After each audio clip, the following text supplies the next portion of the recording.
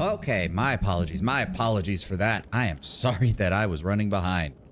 Welcome, welcome. Oh, and Lord Brownbear is posting more copy pastas. I see. I made a myriad druid with a dog. Now we have 5 frontline infantry. Believe it or not, Indala, that is actually the meta pick. Anything you can do to get more companions is usually considered the best option. In fact, I think there's an entire build for Wrath of the Righteous that is built entirely around pretty much everyone in your party having a pet. Like, it gets ridiculous after a while.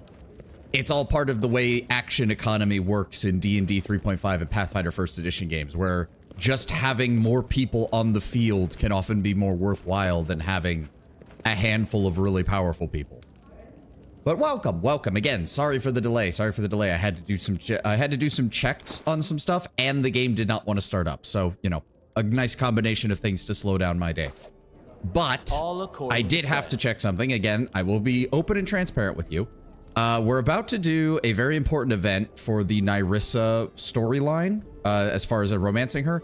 I do have to turn off dialogue restrictions because the only way to get access, you can romance her without this, but it's more difficult. So I'm just going to turn off alignment restrictions because there's an alignment option in this upcoming conversation that is only accessible if you are good aligned. But I say bullshit to that, so what if I'm evil alignment? I'm still going to romance the nymph. Fuck you, game. In Wrath of the Righteous, there's mythic powers that boost companions so much higher returns in that game. Yes, but I do know for a fact that one of the initial meta builds for Amiri in this game that people wanted to do was to turn her into a... There's a barbarian subtype that comes with an animal companion. I can't remember what it is, but people used mods to change her to that because it was way better. People made barbarian companions that were that. People made different builds to get pets for the other companions. It was a very common thing. In fact, if I recall correctly, Mad Dog, yes, that's it, Indala. In fact, if I remember correctly, an unfair build that I remember looking at, I hate most of the unfair builds, but this was at least kind of funny, was an entire party of nothing but crane wing monks and classes that could use pets. And it was like, yeah, this build is like 1,000 times more efficient than the actual characters in the game at fighting at the bullshit levels of unfair difficulty. It's like, oh, okay. All right, but regardless, let us continue. We will be turning off that option later, but for right now, we need to do the storyteller event because we need to, hold on. I also have the pages brought up for the, so let me see here. Ancient Kelid adornment piece, clothing rag. We're still missing some of these, aren't we? Yes, yes we are. So we do need to take a look at that because I know for a fact I'm missing some of this stuff. Wouldn't that particular party be vulnerable to area attacks? Most likely, but at the same time, I mean, to be fair, Lord Brownbear, the way the AI works in this game, the AI does not hold back with area attacks even when their own dudes are standing in the way, so... And to be fair, most of the combat potential, if I recall correctly, was from an Octavia-like build that was an Arcane Trickster. So it was mainly throwing bodies at the enemy to not get hit while your mages actually did the real damage. Which, you know, not that far off from how actual 3.5 works. All right, well, let's continue. We will be doing mainly this. We will be doing Jathal's quest. We will also, I would like to pull up the locations of these remaining items because I'm getting a little annoyed that they're sitting in my inventory. I believe 1, 2, 3, 5, 6, 7, 8, 9, 10, 11, 12. I believe all of the remaining sky metal is inside of Pitax itself, so we don't have to worry about that. But we're like 1 away from getting this ancient leather set thing done, and I want to know where the hell the rest of these ancient Kelid and Technic League bullshits are. I've been craving a new tabletop game. Well, you're certainly, from the sound of it, you've had better luck than I've had over the last few years. That's for sure, Lord Brownbear. All right, but let's actually dive into the storyteller event because I believe this is all going to be a book event. Everything is prepared for the dream ritual. We're ready. How unusual. I do not collect a story. I help create it. Good luck, Your Highness, and may the gods guide your way.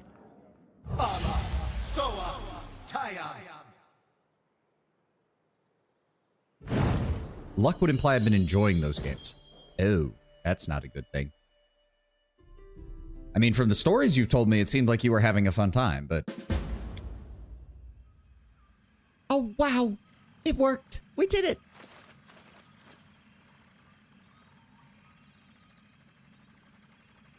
Game. Game. Our sister. Our mistress. Our queen. That is not far. Our sister. Hail to our queen.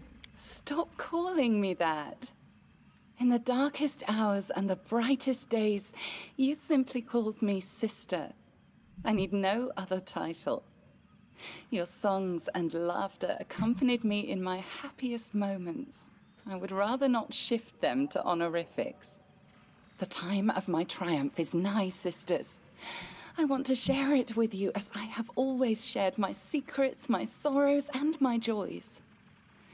Even after I become an eldest, I shall not abandon you. My realm will be the kingdom of spring, love, and life, and you will all be most welcome there. I enjoyed Wrath because of the character interactions in the world, but even during that game, I considered quitting for the grief I got sometimes. Oof. I mean, you did say your DM has the occasional Gygaxian tendency, so I can definitely see how that would wear on people. Be happy, sister. Be victorious, sister. Wow, we're inside her dream. Maybe we should try talking to her. She may not quite be the real Nyrissa, but that's kind of the point. In her dreams, she can let out the things she would never say in the real world. Be careful, Nyrissa. You have always been the bravest of us, and none deserve to be an eldest more than you. But these ambitions may come with a steep price. Perhaps I have always been the bravest, Devindra, but you have always been the grumpiest. We are blessed with eternal life, but we keep living out each day, abiding by rules we had no hand in creating. My plan is daring, you say? Well then, so be it. I simply pray we do not end up paying a price we cannot bear. The cheerful voices of the nymphs begin to fade away as the vision seems to freeze. A ghostly Nyrissa stands before you, her eyes seeming to see you without noticing you. What did you do to your sisters, Nyrissa? What I did to them is paltry compared with what was done to me. But you cannot understand. No one can. Just go away. The nymph's beautiful face twists with a flash of anger. Let's love Gygaxian and more overcompensating for munchkins. She's continued that even when we accommodate her. Can you make an epic pose? I need inspiration. Well, I wasn't... Well, I mean, I guess I should have guessed that somebody would try something here. Where is... No, not extend.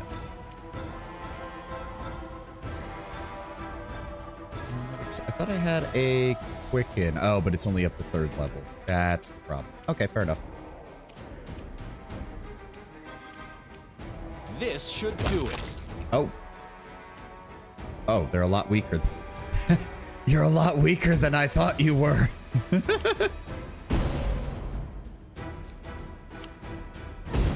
I was actually a little concerned that I thought something with like horrible was going to happen, but no, they Serves you right.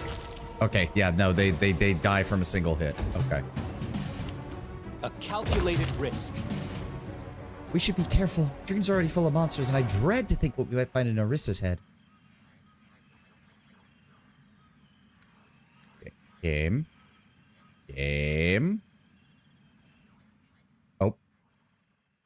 I don't like the constant loading. And now it's frozen. Oh dear. Okay, are we good now? Okay.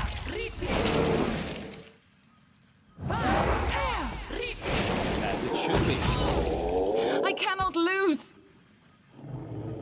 Finish me, scum. I will not bow my head. Can the self-proclaimed queen not fight off a mere animal of the kennel? I come not to kill you. A trial awaits you, trespasser. I shall simply make sure you get there without getting lost along the way.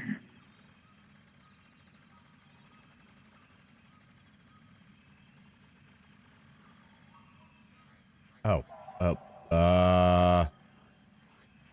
That's not good. Okay. Oh, why is it? It's playing it again? What? I was sent by the eldest. I was sent by the eldest. I cannot lose. Welcome, Tedwin. You haven't. This scene plays over and over. Okay, well, it's causing the game to like straight up freeze when it happens. We need to. This is. Oh, would you look at that? Smolder Burn, Dazzle Light, Dazzle Flare, Simmerglow. We've been dealing with these assholes all day. Trespasser. You sought a kingdom. I seek something simpler. Apology. Guilty. Like the Many, Magda the Three, the Lost Prince. Cursed. As you sought All to according to steal a kingdom for yourself, so must you do again. 1,000 times over. For a theft, a true theft, must be practiced to be earned. It will be a lengthy task. This is how it shall be measured. Can I just mention that I really love whoever they got to voice the Lantern King? He does a really good job. They put just the right amount of like post-processing on his voice to make him sound very Make elderly. ruins of kingdoms. When each is dust, the grains shall gather in this vessel. When 1,000 grains are gathered, bring it before us as an offering, so that an eldest may sip from it.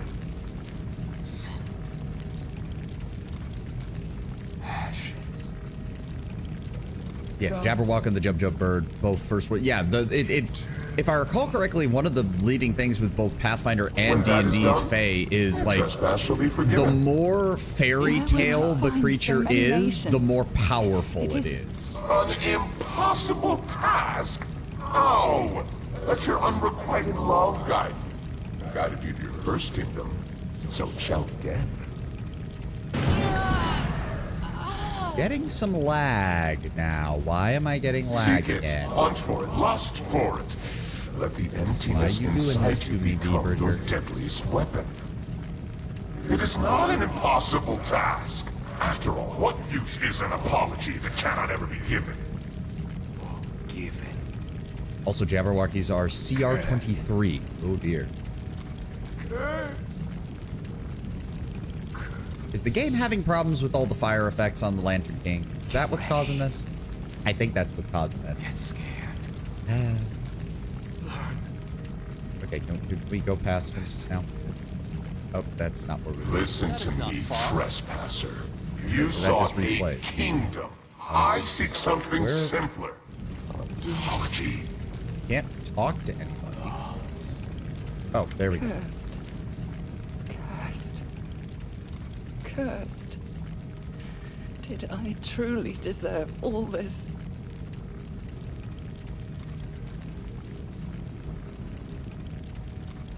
It breaks my heart to see what this curse has turned you into.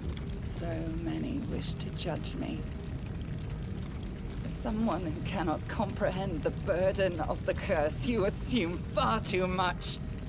Burn! VA for the Lantern King is Ray Chase. He's been in a lot of things. The name does sound familiar.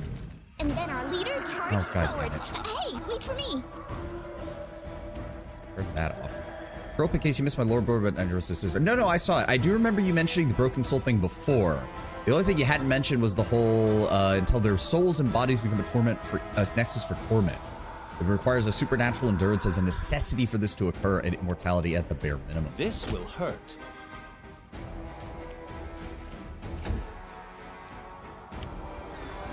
Ow.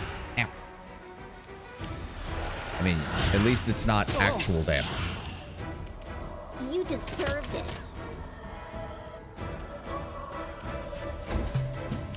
Let's try this way. Zap.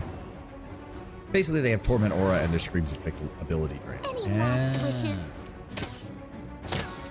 Oh, he got Concealment off. Fuck you. This should do it. Oh, wait.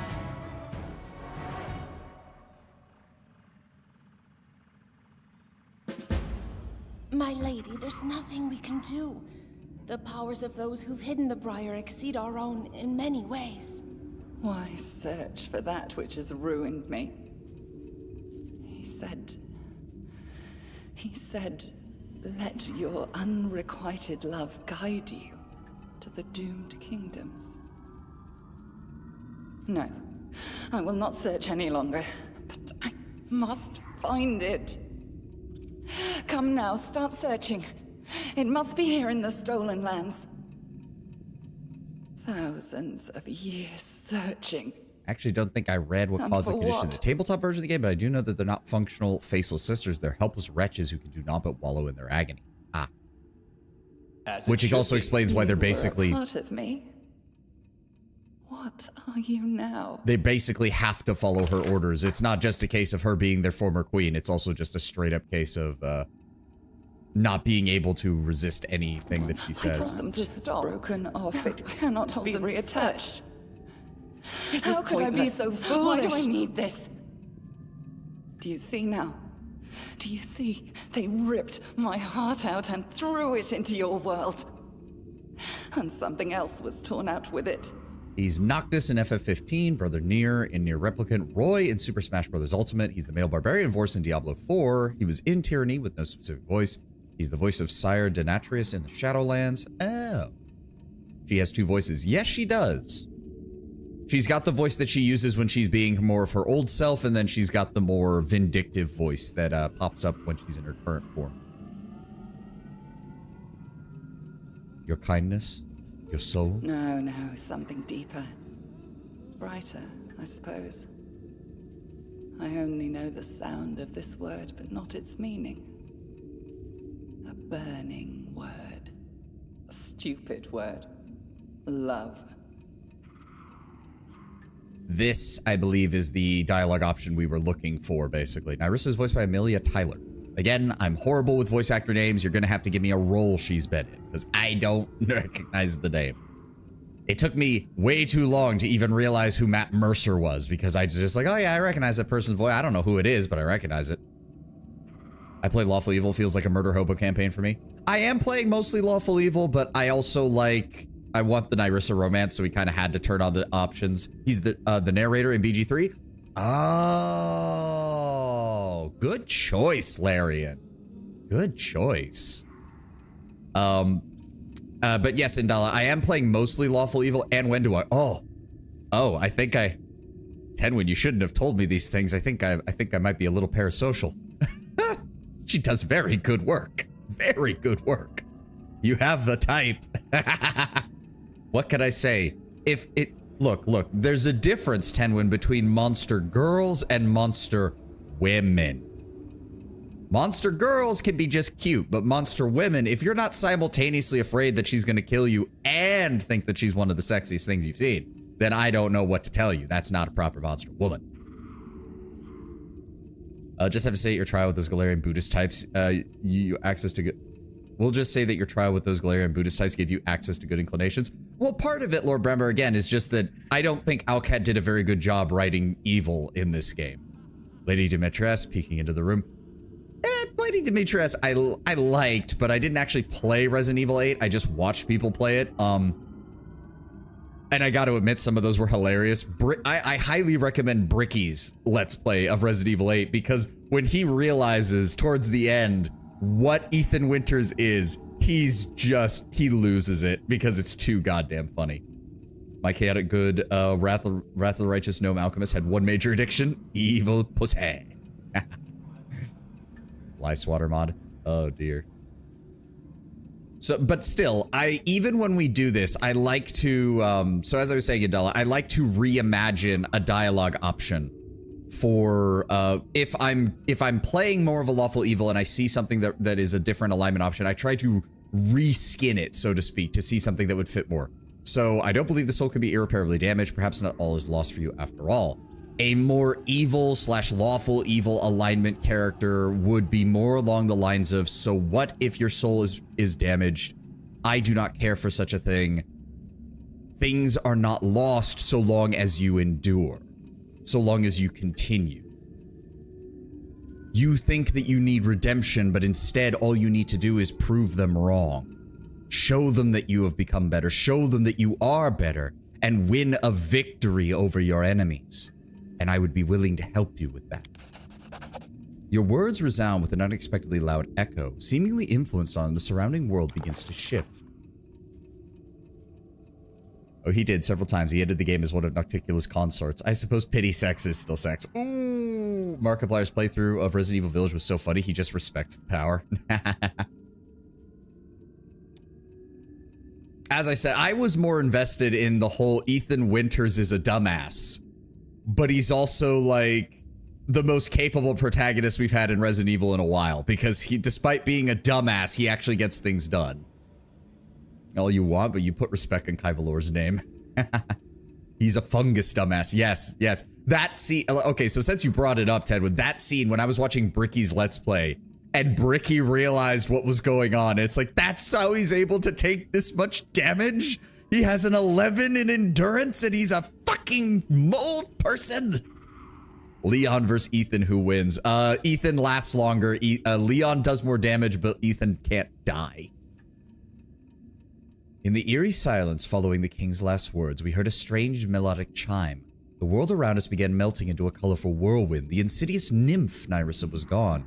The visions of her servants faded away like candle smoke.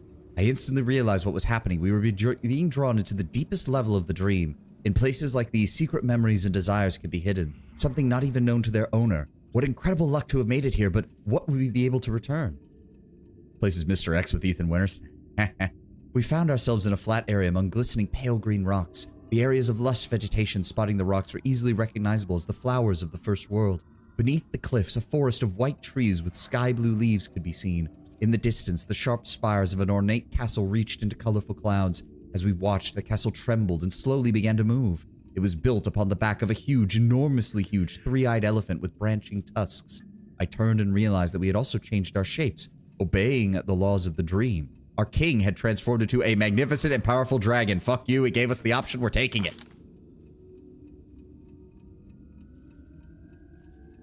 So basically, with that weird dead girl for Resident Evil 7, Ethan is a highly functioning baker? What? What? With the weird girl dead after Resident Evil 7, Ethan is a highly functioning baker? What? But what did I become? The king met my gaze and said, Lindsay, you look exactly like an unknown but very fluffy creature. The sun blazed across the golden scales of a dragon, reflecting thousands of sunspots all around. Feeling the new power of his guise, the king immediately tried to breathe fire, take off. Yeah, breathe fire. The golden dragon, well, we'll say the ebony dragon, because it would be shiny black rather than shiny gold. The ebony dragon flows for a moment before exhaling a cone of blistering flames. It blossomed along the rocks like 1,000 fire-colored flowers, and mystical crystal cliffs of the first world reflected every bit of it like a mirror. I wanted to write a new notes about the king's incredible powers, but in my new guise, it was pretty difficult. Besides, how does someone even take notes out of a dream? All I could really manage was hopping around happily. The Baker family. Oh, okay. Sorry, I was very confused as to what you were saying. He gets the most powers without being batshit insane. I mean, you say that, but man is quite willing to walk into death's door like 1,000 times for his wife. Like, at some point, even when she's telling him to run away, he's just like, no, I'm still coming. Like, Ethan is crazy. He's just a lovable kind of crazy. He's a lovable and endearing kind of crazy. But during a particularly high jump, I saw something interesting. A snow-covered glade in the middle of the sun-dappled forest of summer. A flock of fae hiding an alluring shiny casket. I decided to commit the place to memory in case it ever came in handy. A melodic laugh suddenly rang out of nowhere. Not offensive, but inspiring. Someone was watching the king's attempts. That's not crazy. That's the human condition. Fair enough. No, keep away. Sorry, I can't. Oh. It was none other than Nyrissa herself approaching, but something in her appearance was starkly different from the insidious, cold-blooded villain that we'd all come to know. There was no shadow of arrogance or anger in her face, just cheerful sparkles in her bright blue eyes. I'm so glad to have met new guests in my domain. Greetings. She didn't seem to recognize us at all. This is your realm, Nyrissa. Oh, yes. The nymph pointed at the forest below with an elegant gesture. Obeying her will, the trees immediately changed their colors, turning from white to blue to red, then to gold, and finally to green. I am Nyrissa, and this is my 1,000 breaths. She scooped up the fire still burning in place after the dragon's breath and rolled it in her hands, turning it into a flower, a wild rose with glowing petals. Before our eyes, the flower took root and spread across the nearest rock. I like you, stranger. Will you stay with me? Soon I will become something much more than I am now. Soon my domain will become larger, more beautiful, its borders open to the bravest and most wondrous creatures, all with blazing souls. Together we will create a dreamland unlike any the first world has ever known. Silence fell for a moment before the king replied. It's a good idea. It's just a shame it's all a dream. A dream? The nymph showed no understanding of what we meant, but she smiled warmly, as if teasingly. Let it be so then. One day this dream will be a reality. We children of the first world are gifted with the ability to change our reality, so we're free to fulfill any dream we want. We're often too timid to do this. We expect punishment from our self-proclaimed gods. But I, for one, am not afraid. What of you, stranger? Her words sounded progressively quieter, as the world around us was subsumed in a multicolored fog. Before the king could reply, the vision faded, and then we found ourselves in a completely different place. But it seemed vaguely familiar. The stone platform with a pedestal in the middle, something we'd already seen in the first world back when we looked for a way to get rid of the ever-blooming flower. As in that old vision, Nyrissa sat upon the pedestal, her head bowed low, a shadow of the proud, powerful nymph we'd spoken with just recently. The place she sat literally emanated an intense pressure, a feeling of stiffness. My guess is it was some sort of magical prison. As we approached, Nyrissa raised her head and she spoke in a muffled voice. You. I remember you. Our meeting is the last of my bright memories. The evanescent dream. After it was the battle. My sisters slain by the monster. Like wind extinguishing candles, defeat, pain. Why have you come? To relish in my despair? You do not succumb to these things. Do not succumb to despair or hopelessness. Only by enduring, by surviving, and by continuing on will you have a chance. Something strange shone in the nymph's eyes. It is the words of the king had been imprinted somewhere deep in her soul.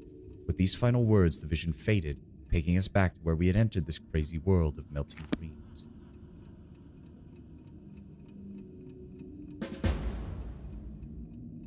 My Skylark, your song is sad today. What happened? Once young deer have barely grown their antlers. They faced their fathers in fierce combat. Have you ever seen it? The time has come. You are a stag now, not some defenseless fawn. Go. Go and fight. You were born for glory, my wolf cub. There is room in this world for all sorts of different birds. Some sing sweetly, while others screech proudly. But the peacock displays bright feathers to outshine them all. Be my peacock. Shine! You will become a king, whose glory shall overshadow all within the river kingdoms. And there we have You it. lose. My heart stops along with yours. My Skylark, your song is sad today. All of her manipulation. All according to plan. And this is just the stuff that's Once happened while young we've been deer here. have barely So grown their easily antlers. trapped. They face Stags and wolves, skylarks and peacocks. Have you ever seen Then I suppose it's a good thing I'm a dragon. Not all the eldest reside in the first world. One of them, Count Ranalk, was exiled from the first world after some debacle involving a romance. But the Latin King mentioned unrequited love. Well, he mentioned unrequited love in regards to what he took from Nyrissa. Or in part of what he took from Nyrissa. Because he even said, let your unrequited love guide you. As far as I believe all of her ambitions being basically burned to ash. Armag, Tristan, the Stag Lord, Irovetti. All of them turned against me because of you. I was there with you from the very first steps you made into the stolen lands. I've created a nice cage of magical fog around you. Sent you my Skylark, helped you kill my stag, guided you through dreams and visions. And I pitted my wolf and my peacock against you. Does it not please you, my hound? I gave you so much prey to chase. But what I have done matters little when compared to why I have done it. I have already lost track of so much time. For so many centuries, I sought out those like you. The ambitious and bold. Those who believe they can change the world, or at least rule it. I seek them, grant them power, lead them to triumph, and then push them into the abyss. Never outright stated or delved into, but part of Nerissa's overreach involved a romance of something that's a mystery, but it does kind of match Count Renault's own story. Yeah, but would the Lantern King really care about what another Eldest was doing to bless a lower Fae, or would he be more concerned with shit that... Because it is implied Nyrissa tried to steal from him. Enemy approaching. Oh, hi, everybody. Okay, let's just turn off turn-based mode, because this is just taking too long if we do this. A calculated risk. This is where I step in.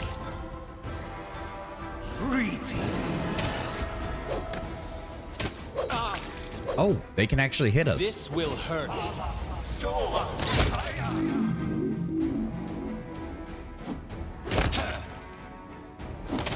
I did not realize they could actually hit us. It equipped my version with a club because he had nothing else. In due time. What is that update? Apparently Nyrissa prefers to act through an intermediary. Tristan, the Staglord, Armite King, Irovetti, all of them were her tools. Yep. Is the one bringing judgment, is the entire pantheon she pissed off. Oh. Grain. And another grain. One more grain. And another grain. This one took 100 years to obtain. And that one was just a week. The first bears the blood of 3 generations. Why is there burned random in lag? war. Why? Why? Yeah, even when I pause the game, it's still lagging. I don't like this. Why are you doing this game?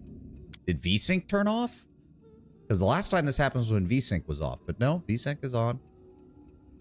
Okay. Drop the shadow quality back down. Let's see if maybe something's causing it. The second. Yeah, looks like it was the anti-aliasing or the shadow quality, one or the other. I have no idea. Betrayal.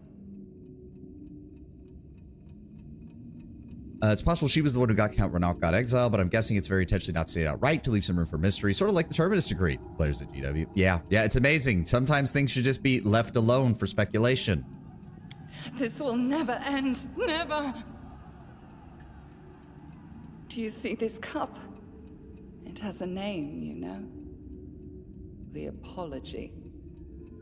Within it is the Stag Lord and his crazy dream to become a king and take me as his queen. And Armag and his never-born barbarian empire. Who will fall in next? Pitax and its Peacock King? Or you? I know your story, Nyrissa. But what I need to know, what I don't know yet, is how to help you overcome this curse. What is this, a dream? Or is someone actually playing games with me? Speaking words that pierce like arrows, teasing me with the hope of salvation beyond my reach. Really ought to consider reading the Tabletop Kingmaker books to provide more insight over the adventurer's writing.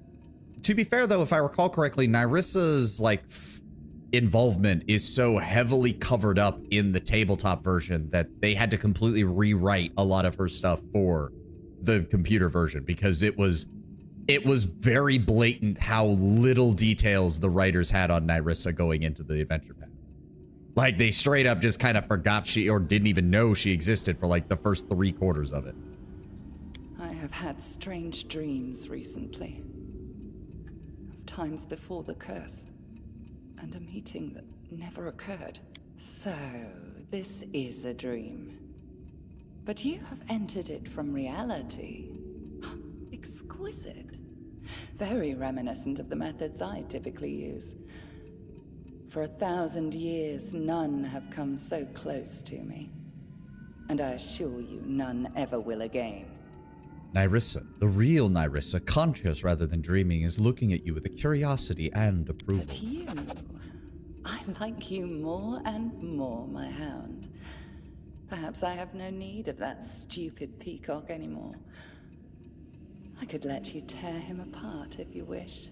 I know where a tool lies that will let you clip his wings. The evidence of his crimes. Something he's been hiding from his Pataxian allies. But he could not hide it from me. Remember this name, White Rose Abbey. That is where Irovetti would usually meet with me in the past, and the place where you will find your tool against him. There was a time when this abbey, built by Kate and Kaelin's worshippers, was a hospitable place and provided the whole region with excellent wine. Nobody knows what brought it to ruin, but it has been abandoned for many years, and even amongst the foulest weather, no traveler dares to seek refuge within its crumbling walls. Let me see the worth of your words, Nerissa. My brave, brave hound. We will get along nicely, I dare say. She's not much of a character in the books. In the end fight, it doesn't matter what you do or say to her. She scraps with you. I will say, outside of being party wiped, the potential failstate of Book 6 is Nerissa placing your entire kingdom into a demi-plane bottle. Again, I forget the concept, but I don't think the apology cup is a thing.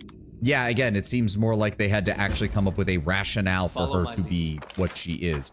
Also, you can kind of tell that they really wanted to flesh her out as a character. Like, if the books aren't going to give you much, you may as well write what you can, right? Oof. Ow. All right. And now we can go ahead and turn that off. Okay. Now, what are we dealing with here? We still have the War of the River Kings, explore White Rose Abbey, oppose the influence of attacks, find the propagandists. We're working on that. We are still waiting on an update on our throne, if I remember correctly. Yes, so the Songs of Patax, this will tell us where the bards are coming from, as will the Pataxian influence.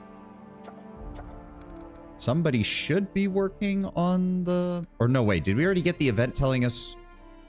Yeah, we already got the event telling us where to find the throne, didn't we? No? Okay, either way. That is not Eobald, far. you're still... Couldn't sleep last night. I kept thinking about Irovetti. I hope that the villain doesn't set assassins after this. Well, we already know that he doesn't. He just wants you back, but we're not letting that happen. Brought some relics, tokens of the Dryad. Bring me the rest of the 5 pieces, technically. So yeah, hold on. Okay. So this I did look up, so that's why he's been saying that. Where is it? Where is it? It's in here somewhere. There it is. So there are 2 of these, the Fallen Warrior Flint. So we've already turned in the Fallen Warrior set, so we can get rid of that. In fact, hold on. I don't want Blackmore's Grimoire. Go ahead and sell that. Get rid of the Flint. Get rid of all the Tenebrous Depths items, because there's no point. Which is a shame, because I really wanted the secret ending for that, but oh well. We can just get rid of all these, because none of them matter. None of them matter. Letter of the Fallen Ranger, Captive, Weary Traveler, Fallen Magus. There we go. Get them all out of my inventory.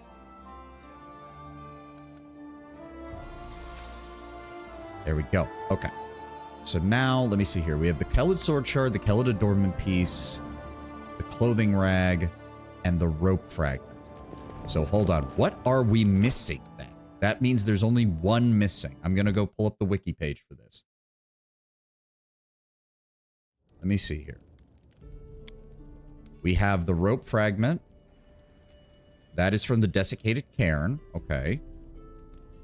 We have the Clothing Rag, which is from Armag's Tomb. Okay. Sword Shard, also Armag's Tomb. Kellid Adornment Piece, also Armag's Tomb. And the piece we're missing is the Ceramic Potshard, also from Armag's Tomb. How the fuck did we miss that? This is found in a container in a room with a hidden perception check on the first level of Armag's Tomb. The room is just north of the throne room where you fight Armag. Okay, well, you know what we're doing now. All according The adventure to even plan. says that if the player doesn't care that much, they can just run their kingdom in the bottle. Okay, that's pretty funny. That's actually hilarious. Like, I'm still a king. We're still living. Everything's fine. Let's go. That would be a hell of a way for like a neutral evil king to get there, to be just like, I don't care that I'm disconnected from the rest of Galarian. Who the fuck gives a shit? All right, go to Armax 2 and let's get this. Oh, Ekun. I didn't realize you'd leveled up. Get you handled real fast. Level 17 Ranger. We have his build somewhere around here. Where is it? There it is. Level 17. Okay. Hit point. Boop, boop, boop, and boop.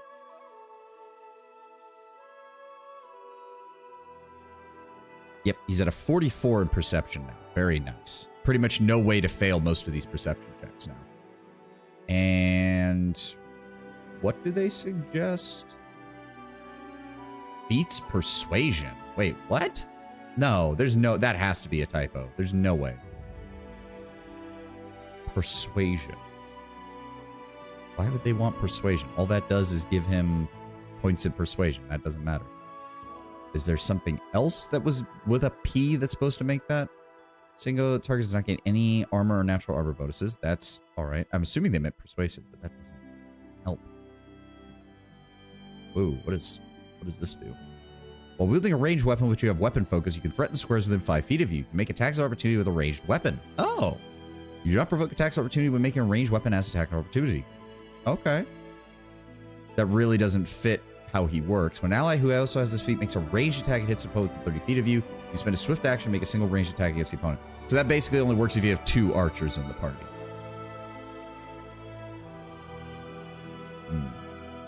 Casters, still none of that's going to really work. Pinpoint targeting, outflank, Meta magic doesn't really help him with anything. Improved spell sharing.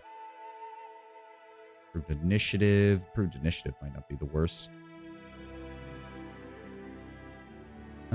Doesn't display critical focus might be good. Coordinated shot. Nope, that's another teamwork feat. Bullseye. When you spend a move action to steady your aim, when you do gain a +4 bonus to your next ranged attack roll for the end of your turn. The problem is that counts as a move action and can't be used as part of a full round action, which means it's pretty useless.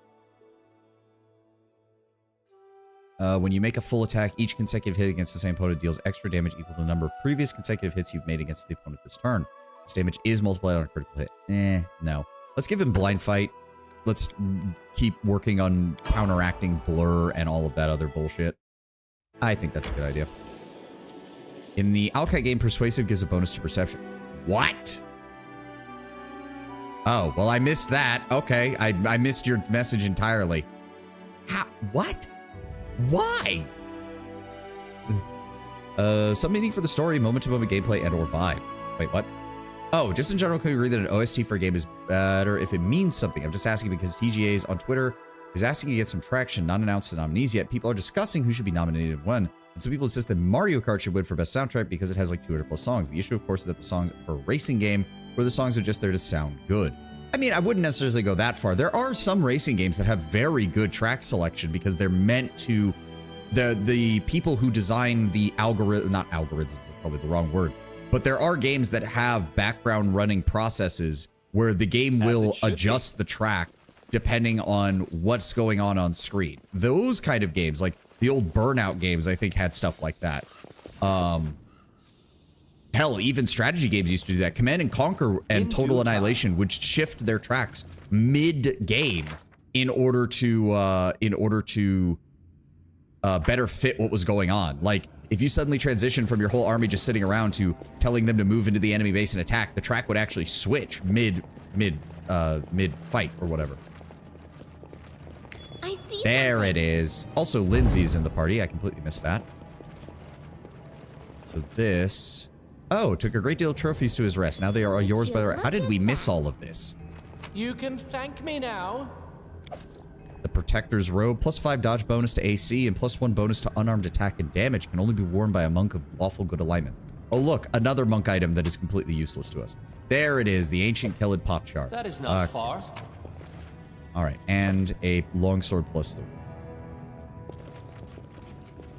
Yep, I completely forgot to put Amiri back in the party. Alright, so now we have that. Sure, that is impressive. I'm just arguing that just a lot of songs isn't the same thing. Oh, absolutely. I do agree with you on that. I do agree with that one. Yes. No, it's honestly why Wrath of the Righteous is such a, like, don't get me wrong, Kingmaker has a perfectly passable soundtrack, where it's just like, okay, it hits the right notes, they use the right music at the right times, and it sounds perfectly okay. But Wrath of the Righteous, with its themes for the various mythic paths and its overall mythic theme, is just, I have those on a playlist. I have those on a playlist and I listen to them. Like, they're that good. The guy who made that he understood the assignment perfectly.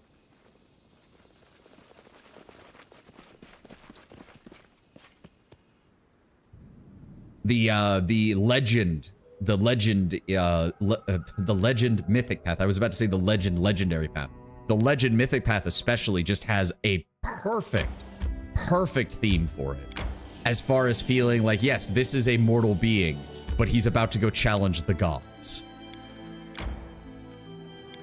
Thank you for coming along, Lindsay, but we need to bring Mary back. All right, so, well, we're here. We may as well go back to the throne room and turn this in. I think the Technic League one is mostly still found in... All right, Ancient Celtic Ceramic Pottery. We found that, so that's the end of that one. Let's go turn that into to our dude, our storyteller. Oh, no. We already did that. Found some relics. Tell me of the Forsaken Tomb. 10,000 gold coins and 2,200 experience. Personally believe Claire Obscure should win best soundtrack because man is good. Don't spoil me. Don't spoil me. I even on this, I want to go in to Claire Obscure as literally blind as possible, Tenwin. As I said, I know that there is a giant floating number in the sky and it has something to do with people's age. And it's about French people. That is literally all I know. That is literally all I know. And the guy who voices Daredevil is the main character. That's it. That's all I know. I hear the wind howling over the wastelands of Glenabon. The whispering of the grass, the distant sound of thunder. I hear music and laughter. I smell the smoke of bonfires and roasting meat. The feast is coming, but my heart is filled with anxiety. I am Adra of the Tiger Lords, chieftain of this part of the clan that has been guarding the great Armag's tomb for a millennia. For once every 3 years, our youths venture into the tomb to test themselves, to prove themselves worthy as adults of the tribe. The tomb is full of deadly traps. We've all undergone this test. We've also all had friends who didn't come back. Today, my daughter has gone underground. I try to stay calm. I was the one who trained her after all, but the long wait still gnaws at my soul like a beast. Memory serves, in the mass combat you could have with Patax, Irovetti had wyvern riders on his payroll. Wyvern riders, not riders. I pay money for those. Yeah. No, like, I've already, like, in my head, I've already come up with the idea that Dracaria's military... So the lawful evil guards all have, like, medium armor and two-handed swords. So my first immediate thought was they all wear scale mail in emulation of dragon scales.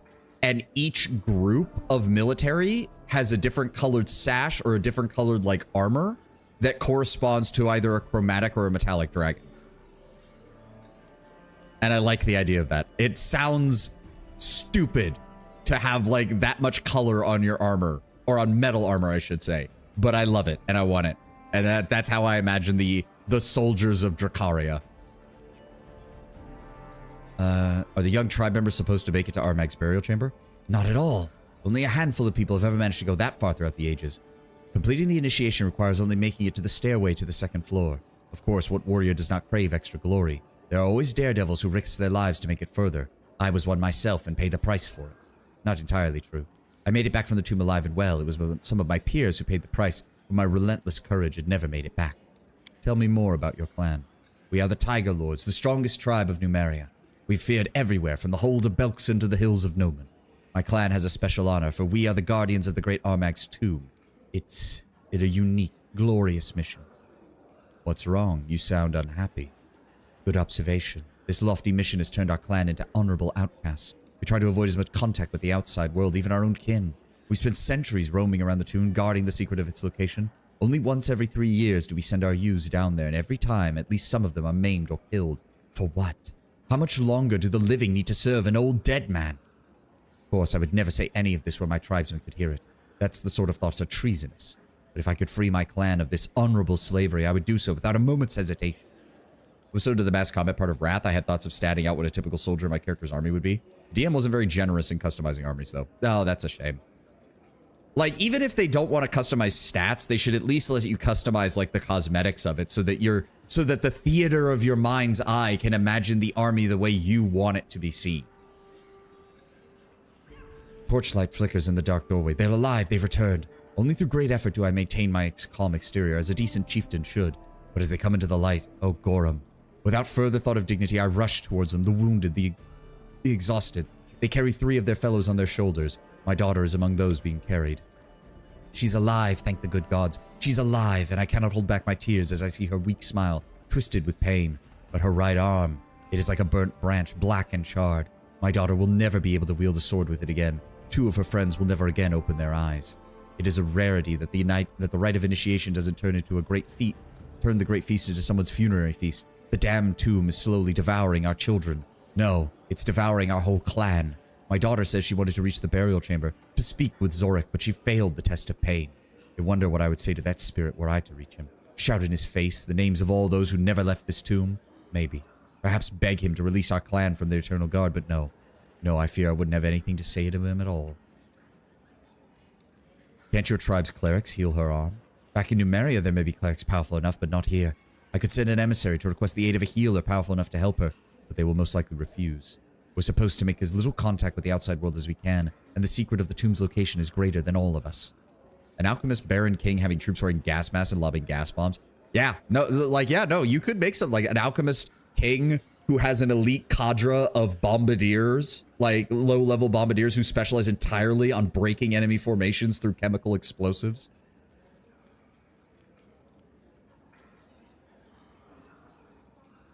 Does anyone in your clan know the tomb's location? No. Its exact location is known only to the chieftain and a few elders. We roam the region, and once every 3 years, we bring our youngsters here blindfolded. The Chemist King does go pretty hard, not gonna lie. Oh, yeah. No, like, I imagine, like, Dracaria's whole thing, like, I wish they'd let you pick your banner, because I would choose something more draconic than just a sword and a crown. But, like, I'm imagining that each of the formations has a different, as I said, either a metallic or a chromatic dragon as their standard. They wear scale mail armor, the emulation of dragon scales. I could see alchemists and sorcerers being specialized depending on what element they use, and being slotted in as well amongst the formations. And given that we've chosen a lot of magic options, we would have a higher number of, like, sorcerers, maguses, blood ragers, all of the other hybrid classes that can do both physical damage and fight with magic. Now I want to try Kingmaker in the tabletop.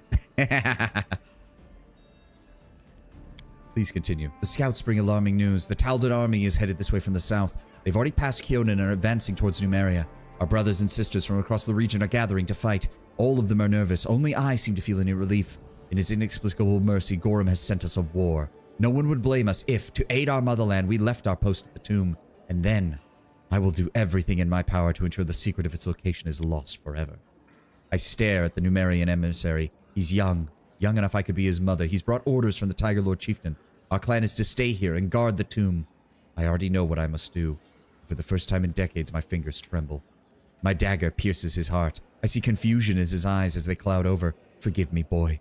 You never made it here. You were lost on the road, disappeared without a trace. The orders you carry never reached us. The crime is inexcusable, and I will gladly pay for it. I will do my best not to linger in this world. I will find a decent way to die as soon as I make certain that no one remembers the exact location of this tomb. My clan will never return here again. Never. The storyteller bows his head. As you know, Chieftain Adra was successful. Her clan rejoined the tribe, but once the Taldans were gone, the secret of the tomb's location was lost for centuries. And there's our first break. You know the deal. Grab a drink, grab a snack, do whatever you need to do. I'm gonna go stretch and use the restroom, and I'll be right back.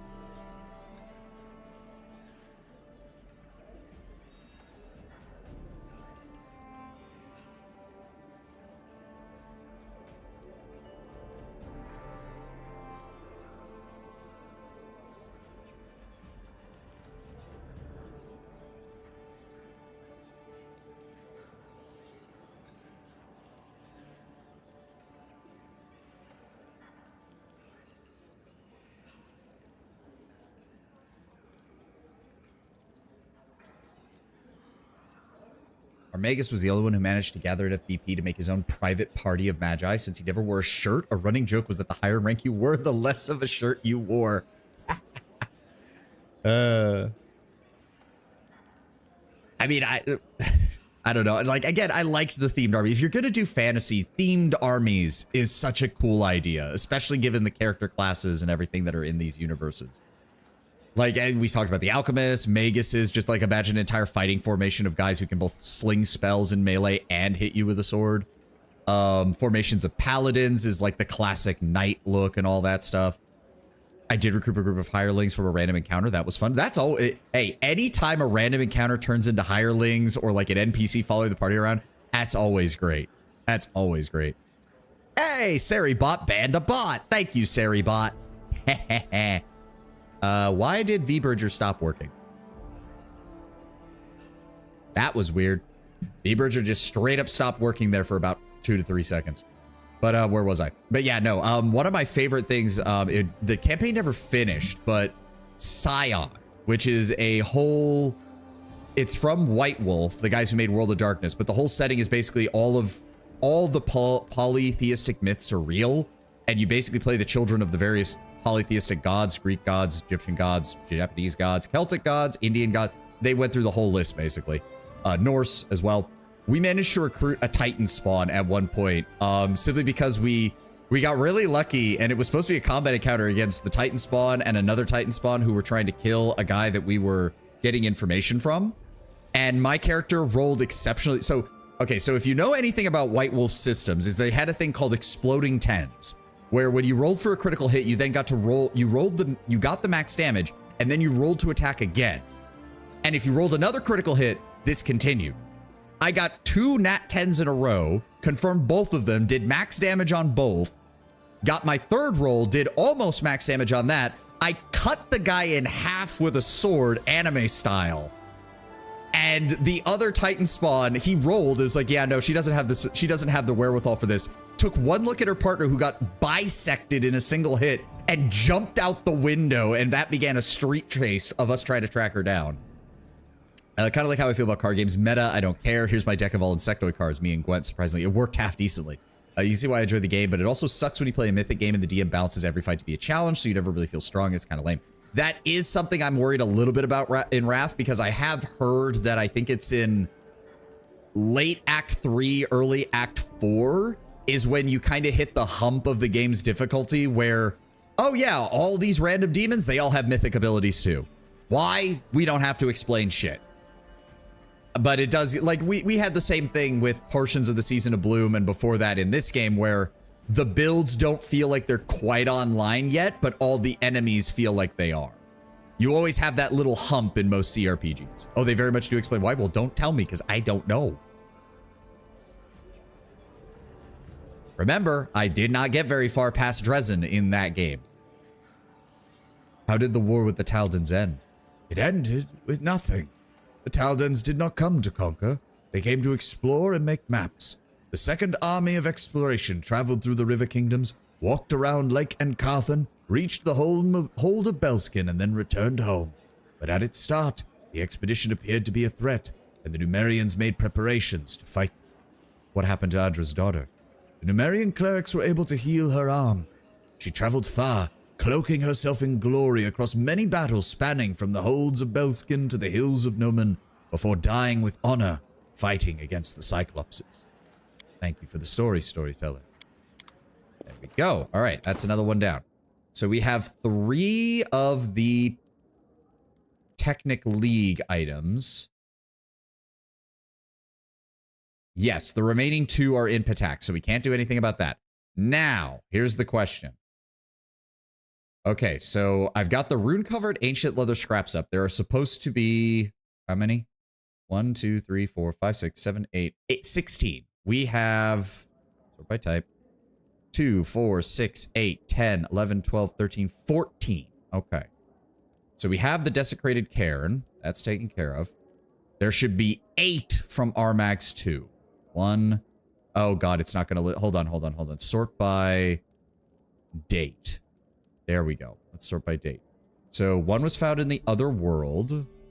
I think that's the verdant chambers. I'm not sure. Fossil fields, we've got that one. Desecrated cairn, we've got that one. 1, 2, 3, 4, 5, 6, 7, 8. Okay, we have all of our max 2. That's good. We have all of our max 2. One was in the Tenacious Marsh. One was in the Swamp Ruins. And another was in the Swamp Ruins. That means... I'm pretty sure that means the Rill and Spill. No, we got that one because that was the Otherworld one. So that means there's one in the Verdant Chambers that we didn't get. Shit. Where is it? Where would it be?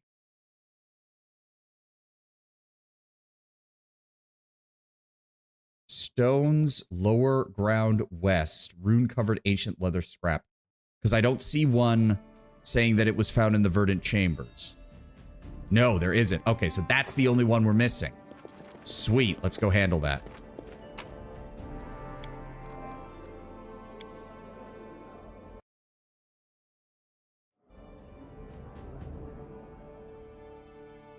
Also, I'm drinking the Crimson Moonburst again. I really like it. It is sickeningly sweet, I will admit, but I do surprisingly like it. All right, hold on. It would take us 12 hours. If we teleport to Fangbreak Keep, is that going to be shorter? 7 hours. Good.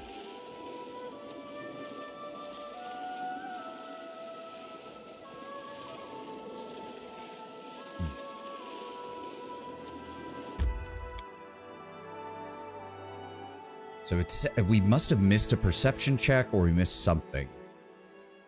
Because supposedly this was one you could get right from the beginning, and I just missed it entirely. It should be. Hold on, let me pull up the page again. Where is it? Where is it? Where is it? I literally just saw it. Where is it? There it is. Stones hidden lower ground west side. Okay. So that means somewhere over here. That is not far.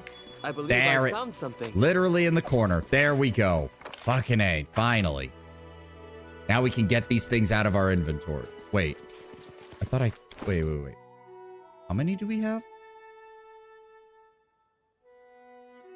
1, 2, 3, 4, 5, 6, 7, 8, 9, 10, 11, 12, 13, 14, 15. We're still missing one. What? Whoa. Hold on. Hold the phone. What are we missing then? Max 2, 3, 4, 5, 6, 7, 8. Okay, yes. Confirm. We have all 8 from our Max 2. Desecrated Cairn. Verdant Chambers. Swamp Ruins. Yeah. There should be 2 of those. Right? Yep. Second Swamp Ruins. The Otherworld. That's the Rill and Spill. Fossil Fields. We've got that one. And the Tenacious Marsh. Oh, the Abandoned Keep. Oh, it's inside. Oh, which is where this is. Where the fuck is this one? I thought we fully explored this area. Where is it? What is it called again? Sorry. Ancient leather scrap. Oh, helps if I click on the right fucking...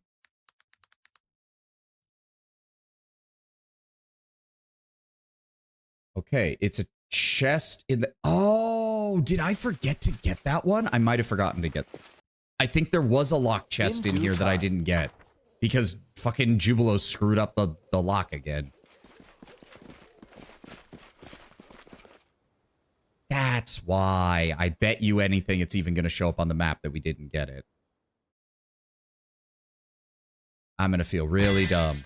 Oh, why did it sound like stuff was falling over? There it is. It's literally right there. God damn it. Well, at least we've already cleared this area out, so it's not like I have to worry too much about it. And it's not like frickin' Vorticai's Tomb, where I can't get back inside.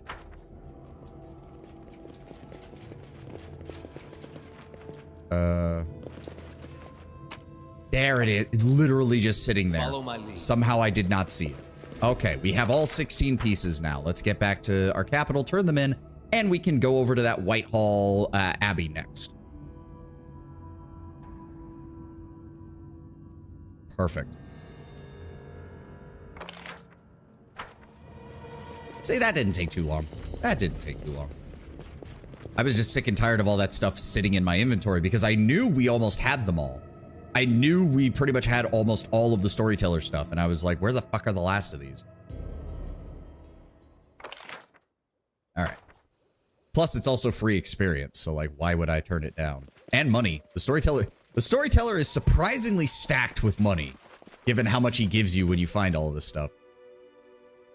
I have to imagine that there has to be a museum somewhere in Kyonin that he like sends some of this stuff to in order to make his money. Because otherwise, how the hell does he have any? Oh, Dire Drake is right over there. I'm an idiot. Oh, and there's the Elven camp. Oh, we do need to bring her, don't we? Back to Ebon Crown. Go to our throne room. I almost forgot entirely about Jathal's quest.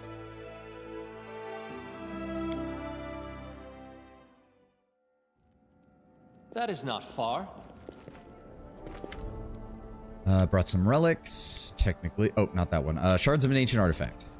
There we go. Restore the armor of saber-toothed courage. Century by century, aeon by aeon, the Numerian tribes have gone to war without fear or doubt, submitting themselves to Gorham's will and his thirst for glory. This armor is much older than Armag. The ancient Armag, that is, the one who challenged Pharasma herself. What can this artifact tell us? Let me infuse it, and I will reveal its story. There we go. Finally. It's all out of our inventory now. What did we get? Here it is. The Tiger Stripes. +5 medium hide armor. This armor, made from the saber-toothed tiger pelt, was enchanted under the blood moon on the summit of a sacred mountain. Bearing secret runes and forgotten symbols, it was in the possession of Dwarg's family for several generations. His grandfather, Agar the Fierce, wore this armor while hunting a dragon. Only the armor and 3 of his warriors returned, carrying the dragon's head along with them. Dwarg's mother, Idra the Crusher, wore it to fight giants, and many was the time when, in contemplation, Dwarg would touch a small dent in the armor, left by a giant sword as it had decapitated her. The runes are forgotten. How do you know they are secret? I don't know.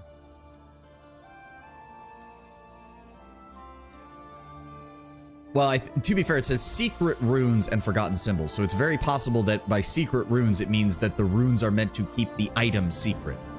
And as for forgotten symbols, it might just be Khalid symbology that we don't know the full translation of. From his ancestors, Dwarg inherited the armor, but not their fierce nature. The artifact resided peacefully in his tent as he earned glory of his own, not from the battlefield, but from wise advice and cunning deals. He was dubbed Dwarg the Reasonable, and after yet another chieftain met his glorious death on the battlefield, alongside 100 other warriors, the elders chose Dwarg as the new leader. There were many who were less than happy with Dwarg's leadership. Under his rule, there were fewer glorious victories and epic battles. Some took to calling him the Sheepton, claiming he had betrayed Gorham. But it surprised no one when he was challenged by a young fighter with burning eyes known as Armag. For the first time in many years, Dwarg donned his family honor, stepped into the circle, and clenched a sword in his wrinkled hands. He'll be their ruin, he thought, as Armag's blade pierced his long, rage-free heart. The new chieftain threw the corpse of the old still clad in his armor to the Smilodons. Songs of Armag's deeds are sung to this day, while the name of his predecessor went forgotten for thousands of years. That is, until heroes and sages of a new era restored his armor. This +5 hide armor grants its wearer the ability to turn into a Smilodon at will. While in this form, their natural weapons continue to gain their +5 enchantment bonus. Which basically means, yeah, it's a druid armor. It's a druid armor that gives you a form that doesn't rely on you having to use your wild shape, basically. Or if they had shifters in this game, it would have given a shifter an animal form that still allowed him to make full use of his abilities. Given how wild and ancient Armag was, I'm convinced that Gorham was way out of pocket at the time, being a relatively young deity. As what I know about Gorham's dogma and followers, they don't have as much crazy-ass zealots like Armag. Yeah, from the sound of it, Armag was kind of the time, so to speak. Like, no one else would be, like, none of Gorham's future followers would be dumb enough to act like he did. A band of arsonists is loose. Send Ekun after them. Ah, it is a fursuit. Oh. Oh, have you made peace with your kin, Harim? Have I made peace? Made peace? Harim says the word slowly as if trying to taste it. There was war in my heart, and now it is serene, that is true, but calling it peace? I think not. Neutrality. I no longer tore myself thinking of them and Torag, although the wounds they left continue to ache. But now, I know it simply does not matter. I used to think his followers shallow, that they couldn't even imagine there was anything in the world beside their beloved god and their home mountain. Now I know that I was just as shallow. Torag, Grotus, beginning of the times, the end of times. All these are but parts of a larger picture, a picture so vast, thinking of it makes my head spin. But for a moment I saw it, Terendil. What can ridiculous resentment mean after that? Trump continues to talk about Torag. As it should be. Do we need to check in on anybody now that I think about it? Anybody else? Nope. Bartholomew, you're fine. Jubilos, you're good. Octavia, right, you want to go talk to your mom in Patax. We're working on that. Akun, you're good, right? Yes. All right. And Miri, you're good, right? Yep. All right. All according to All right, plan. let's grab Jathal and so we'll drop off Amiri, bring Jathal. Let's go deal with that, shall we? Get another quest knocked off the list. Because that is what they wanted us to do, right? Yes, meet with the elves at their camp. Teleport to Dardrake. There we go. Torag come to me last night. He said, Harim, you're the best of priests, the best I've ever seen. I mean, the problem is that we know that's literally not what Torag does with Harim. It's more like, I gave you a power that you don't understand, and then everyone made fun of you for it. I'm not apologizing. I mean, like, I can't deny that, like, if the power of the Unmaker does come from Torag, then Torag's followers were still absolute bastards to Harim. Like, let's be honest. There's a reason Harim was so upset. In due time. From making claims of what people say to him. I mean, I might be more willing to say that that's a bad thing if every politician didn't seemingly do that. They just do it with nicer words. They do it with nicer words, and it's not as comedic when they say it because deep down you know that they're being just as asshole-ish 90% of the time.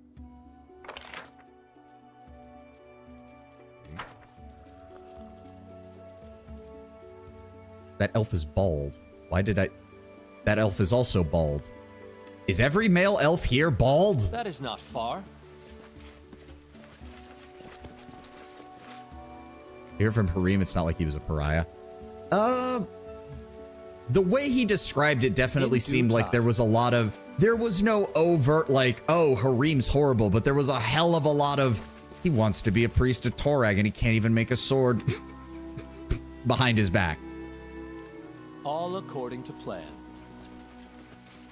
And knowing how dwarves are very prickly when it comes to their pride, even someone like Harim, I don't think it took very much of that for it to cause irreparable psychological harm. Ooh, fancy-ass curve blade. Grave silence follows you as you approach the elves. They do not move, staring at you and Jathal as if they were waiting for something, or rather, someone.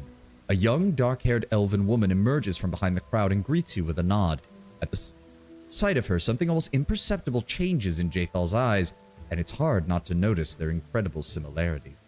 I don't think he was interested in being a priest. Most people just point out his lack of prowess and metalwork. No, he straight up said that he wanted to basically, maybe not a full-blown priest, but you have to remember, Brother Bramber, that at least among the Dwarven Society, a priest and a blacksmith, or a priest of Torag and a blacksmith, are not that far removed from one another. The act of creation is an act of worshiping Torag in their culture. At least that was the vibe I got. Again, you're our Galarian expert, Lord Brownbear, so if I'm wrong, please explain. My daughter. My favorite creation and my most capable student. The voice of Jathal is colorless and her facial expression unreadable. A pleasure it is to see you leading this band of murderers who have come for my head. Murmurs of outrage erupt from the rest of the elves in the crowd, but their leader remains calm. The dark eyes of the girl burn with determination, but there is a slight blush to her cheeks. It's amazing how such small details change her face, which is otherwise a nearly indistinguishable from the pale and lifeless face of her mother. Very true, a common form of Torag worship is the creation of great works. Yep. Like, maybe that's a good way to put it. He didn't necessarily want to be a priest of Torag, but he wanted to worship Torag and very actively worship him. I thought you would know that I couldn't stay away. Didn't you always teach me that I should be responsible for my actions and follow all things through? I ask that you listen to what we have to say before you make any hasty decisions. Jaethal and I are not to blame for the death of the young elves. We were tricked into the situation by Enio, an Inquisitor of Pharasma, who set a trap for both of us and them. Open your eyes, girl. Did I not teach you to think with your head and not to fall into traps laid by facile provocation? You might have reasoned that I have no use in killing those foolish young elves that you wish to avenge. True, you had no use for it. But if there were any use for you, you would have killed them without hesitation, correct, Mother? I know you better than anyone here. I know how far you might go if no one ever stops you. For some reason, I always have problems with this name. Nortalara. Nortalara. Ahem. Nortalara pauses and then continues sternly. I persuaded the court to send you into exile. I used everything I had. Friends, connections, the arts of logic and persuasion as you taught me, and I achieved the mildest punishment possible. It appears that it was a mistake. If I had not done so, our use would still be drawing breaths. Love of you blinded me. You told me many times that our feelings are our worst advisors, but only now have I finally learned this lesson. It is now my duty to stop you, and I will see it through. The elf turns to you. I'm sorry, Your Grace. I have no wish to invade your lands, but there is no other way. I ask that you give us the murderer, and we shall leave in peace. Well, if this is going to be a diplomacy check, I'm just going to go ahead and boop. Call her Nort for short. No, I will not be doing that to an elf. Conversely, endless monotonous toil is how one worships the Dark Smith, Droskar. Funnily enough, Harim would not be capable of either, hence why he worships a non-dwarven god. Yes. I imagine he might have thought about going over to Droskar until he realized that he literally could not create anything. And yet, as the rightful ruler of these lands, I ask you to leave. We have already explained our situation, that we fought in self-defense due to a trap that we were led into. Legally, there is no standing you have here, and I ask that you leave before more blood is spilt upon my land. Murmurs sweep through the elven lines. It seems that some of them are less determined than the others. The king of this land is correct. We are not robbers or mercenaries to attack his companions, even in the name of justice. And yet it didn't actually do anything. Hold on, I actually have to look this up. What the hell am I supposed to do with Jaethal?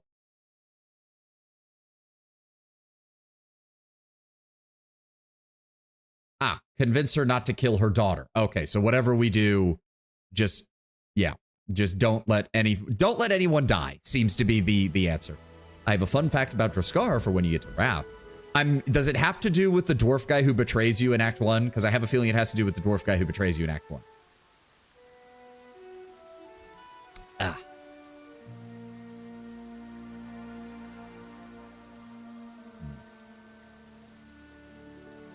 I'm afraid, despite my own proclivities, that Jaethal is simply too useful to my realm right now. I cannot allow you to kill her.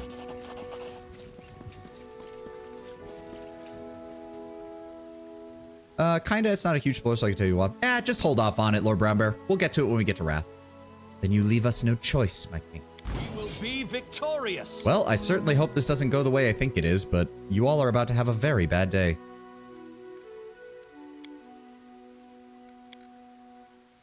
Yeah, go ahead and use the Rod of Flaming Vengeance. That's fine.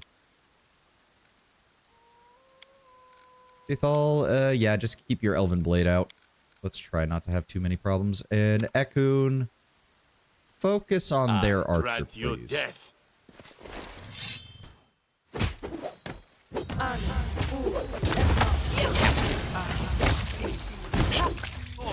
Oh, they're dead.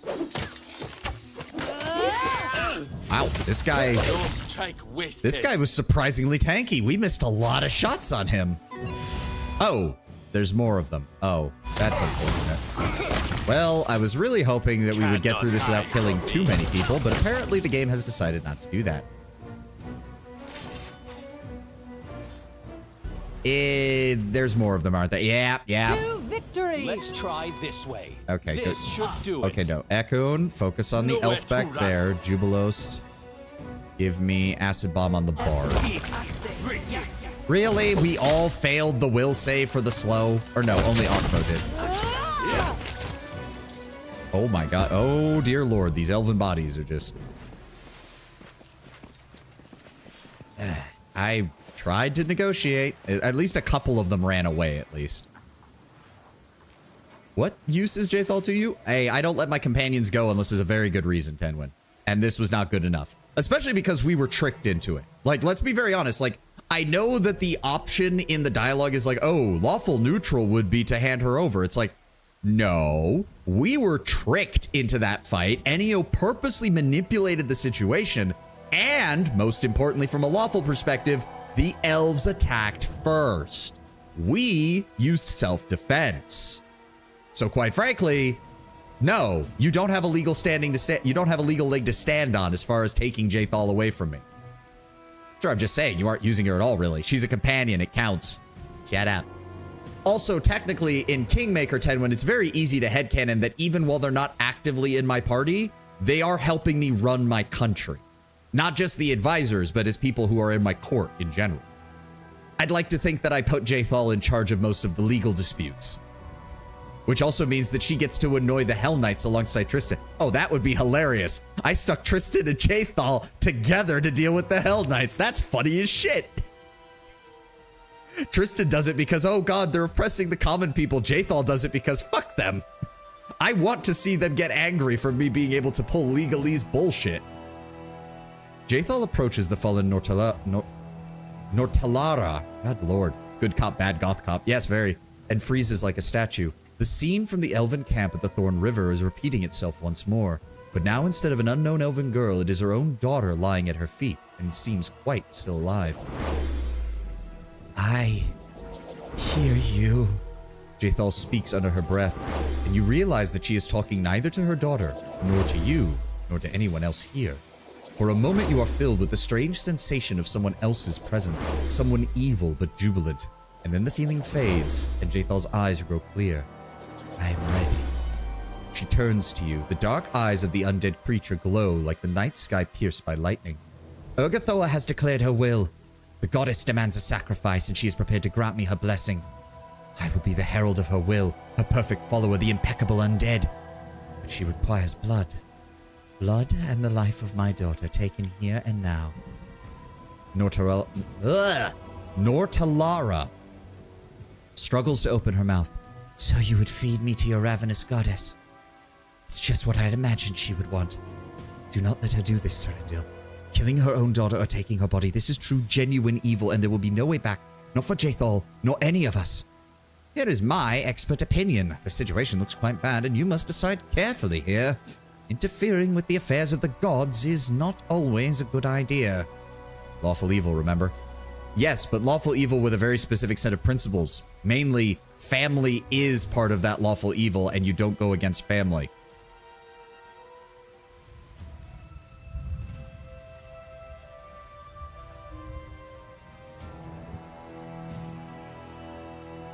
Tenwin, I'm not gonna lie. This part of the game, I'm just kind of shitposting as far as alignment. Yeah, but her daughter went against her first. Yeah, but I personally don't really like Urgathoa. I'm gonna be very... See, here's part of the problem, Tenwin. Urgathoa is evil, yes, but she's also, like... She's borderline Slanesh levels of hedonism. My character just doesn't like it at all. So we are going to tell her to stop, but I am going to reskin this. Because it wouldn't just be, you cannot do this to your daughter. No. Jaethal, did you not tell me that the one person you would not wish to sacrifice was Nortalara? Into her you poured your wisdom. Into her you poured what could be the future of your line. Ah, you are an undead. Blessed, so you say, with eternal life, but we all know how much of a crock of horse shit that often turns out to be. How many of these perfect undead have we already slain? We blew away a lich. We crushed Vordakai under heel. Your goddess is simply playing you along the same way so many of the other gods do. The worst part is, she's getting you to destroy the one thing you made in this world that could carry on your name and your legacy in a way that lasts longer than so-called eternal life. I told you before in our conversations, immortality is a trap. Do not do this. Do not become less than what you are. From a servant of Dracaria, a warrior of your own choosing, and lower yourself to being a mere pawn of a god. Jathal's eyes look stern and motionless. You understand what you ask. I cannot resist her will, even if I had good reason to do so. Gods do not forgive disobedience, and I have served you well, but now I must have what I so desperately need.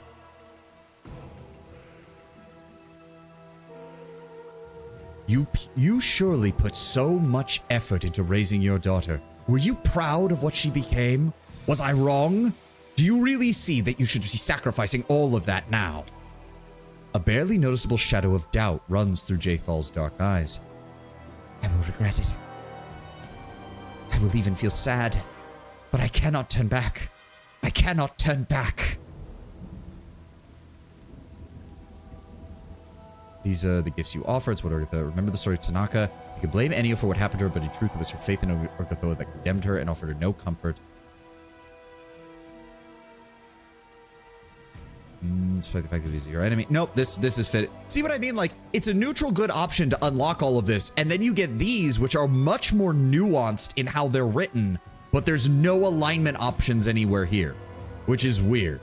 I remember in Curse of Crimson Throne, we had a beef with Urgathoa from trying to redeem one of her clerics that led to the party having to fight her herald. I wasn't in that particular fight. Probably for the sound of it, it didn't go well if you're fighting a herald. Urgathoa has awakened and empowered your worst instincts, Jathal. But as we have adventured together, I've seen other parts of you. Purposeful, stubbornly seeking answers, respectfully speaking of your own enemy's dedication, even though he tried to kill you.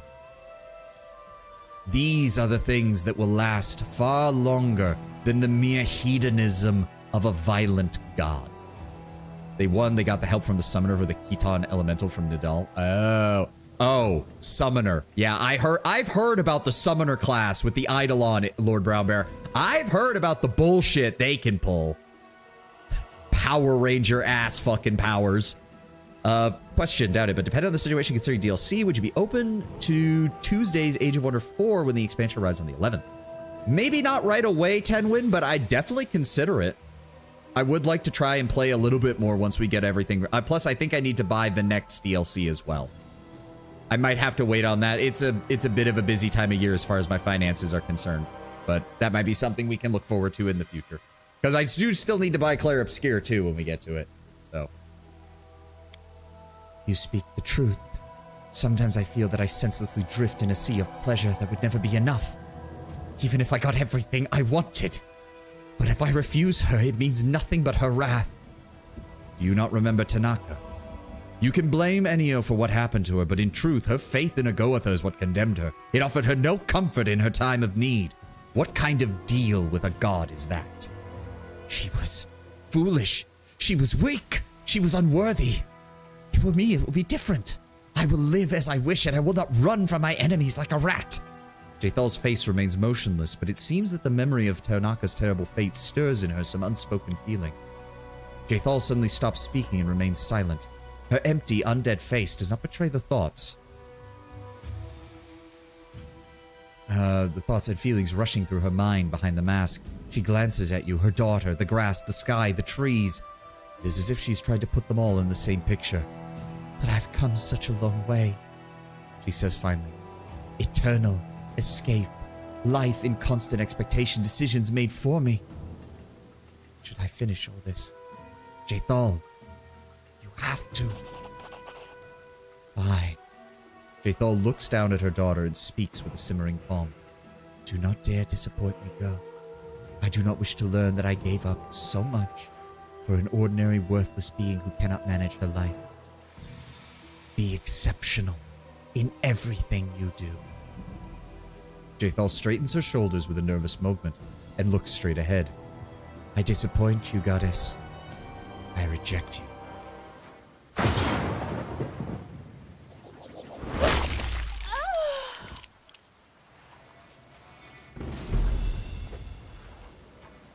And then she exploded. Did it take her gear with her? Nope, it just... Nope, yeah, it... Wait, did it? No, yeah, it gave us her equipment back. Okay. Did she just pop like a zit? Yes. It's kind of amazing what happens to an undead that turns on a goddess of the undead. Kinda... Yeah. I made 2 mistakes with my mother, Notalara says as you approach. The first time in Kyonin, when I defended her before the court and argued that she might change. The second time here, when I sought to kill her, believing that she could never change. I owe you my life, Your Grace. My life and my hopes. I pray that one day I might repay you and your people in kind, but for now... Here. I wish to give you one of my mother's things, and I don't think I'll ever be able to touch it again. Thank you, and farewell. The fuck did she give me? No, wait. What did she give me? Newest. Signet of the Incorruptible. The ring allows its wearer to use the Inquisitor's judgment ability 3 additional times per day. Interesting. You're not gonna mind if I start looting all of your guys' stuff, are you? Heavy shield +3 and a breastplate +3. Damn! I know elves tend to have really high-level equipment because of their whole, you know, longevity and all that when it comes to their military forces, but goddamn! Drakaria's got a long way to go. I need to up my game. My soldiers need better equipment. Fuck. In due time. All right. But yes, this was the good ending for Jathal's questline. And good as in it's going to get the best result when we actually get to the end. You need to update your industry. I mean, we do have a magical arms manufactory. It's just that, like, let me see here. Hold on. Like, what does a ring of protection cost 500 gold? A cloak of resistance is 250, so that's 750. Let's assume that you want to give them a +2 belt. That's 1,000, so that's 1,750. You're then going to probably want an amulet of natural armor. A +3 is 4,500, so we'll say a +1 is 1,500. So that's 3,250. That's over 3,000 gold to properly outfit. That's before we get to the weapon. Like, that is actually a lot, Tenwin. Like, don't get me wrong. That is actually a lot. But what we would need to do is implement a system where we create a centralized stockpile of magical equipment and then only dole it out when needed. And it gets returned to that central stockpile at the end. No soldiers running home with a +4 broadsword or some shit like that. No, I'm sorry. Like, that's government equipment. AKA knights. No, Tenwin, because they won't, 1, it won't be hereditary.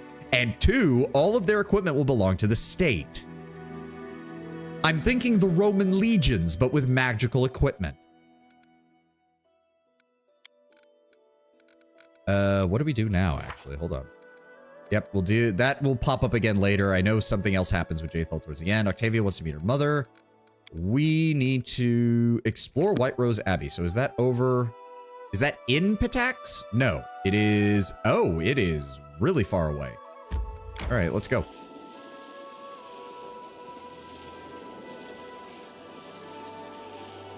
Oh. Doi. I should probably get a 6th person for the party. I was just about to just head off with only 5 people. That would have been dumb. Teleport back to the capital. Amiri, get your butt out here. There we go. And then teleport back to... Where was it? Daranar marches. There we go. Now let's head over here.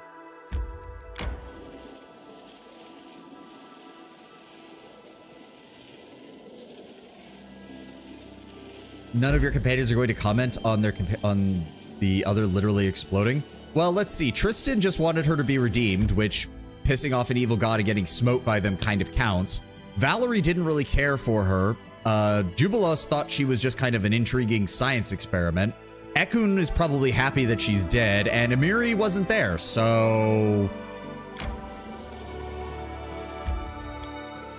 In fact, would anyone in the party even really care about Jathal aside from me? Kareem wouldn't care. Octavia wouldn't care. Octavia would be happy that she reconciled with her daughter somewhat towards the end, but other than that, Ragongar, no. Ragongar's too chaotic. He probably didn't like Jaethal very much. And that's everybody. So, or, no. Khaenra might have gotten along with Janera. Now that I think about it, they both have that ending to their name. Kalike didn't. Kalike definitely wouldn't. Kalike would have seen Jaethal as everything that was horrible about people. That is not far. Oh, we need to move people around. Is that the correct organization now? Yes, there we go. Oh, no, wait. We wanted Jubilus and Amiri to be... Follow my lead. Yes, there we go. No, swap with Jubilus. There we go. Also, of course, it's a fucking goblin. You again? We trade. I have all having. Yes, just say yes. Goblin points at his cart, packed to the brim with a heap of trash and treasure. Sure, but commenting on it, there's a difference between wanting her around and not going, holy shit, she popped. To be fair, again, this is a setting where gods do shit like that. That's my throne. Oh, this cherry chair? Sturdy, ornaments on sides, soft seat, fine back. I be giving it for 100 money. You be not regretting it. Why you staring at me like that? This is deal stare. You will return my throne this instant before I hang you from the nearest tree by your intestines. Twerk screeches and drops to his knees. Mercy, mercy. I be mistaken. Not doing it. Never again. You want bribe? I be giving you bribe. Many valuables. Many valuables. Just take cherry chair back. Don't hit me. Finally. Oh, wow. He gave us most of everything he was carrying. We got 20,000 experience for that. He gave us all of his ever-burning torches, all of his various items. Old Max of Abastan, Emerald Necklace, Silver Necklace, 2 Rings of Protection, Golden Medallion, Giant Spider Legs, Mushrooms, and Sweet Syrup. Okay. All according I wasn't to expecting him to be here, but wait. Inconspicuous Ravine. Oh. I thought this was white. I did not read the description before we came here, did I? I did not. I thought this was the Abbey. That's why I was wondering why the goblin was here, but apparently not. I completely missed that. Well, I'm a dumbass, but it worked out. How may I help? Pop people off. Watch the video of someone going through all the Overlord games. An hour plus video, and now whenever I see or hear you read for the goblins, I think of the minions. I mean, yeah, that's pretty fitting. Okay, so Littleton is there. Where the fuck is this Abbey? Oh, it's on the other side of Patax. Fact. All right, well, maybe deal with Littleton, because that is also... Wasn't that also something that was mentioned? Yes. Okay, let's head over to Littleton. The Overlord games are so good. Well, 2.5 of them. Okay, we're going to head into Littleton, and then we'll head north to White Rose Abbey.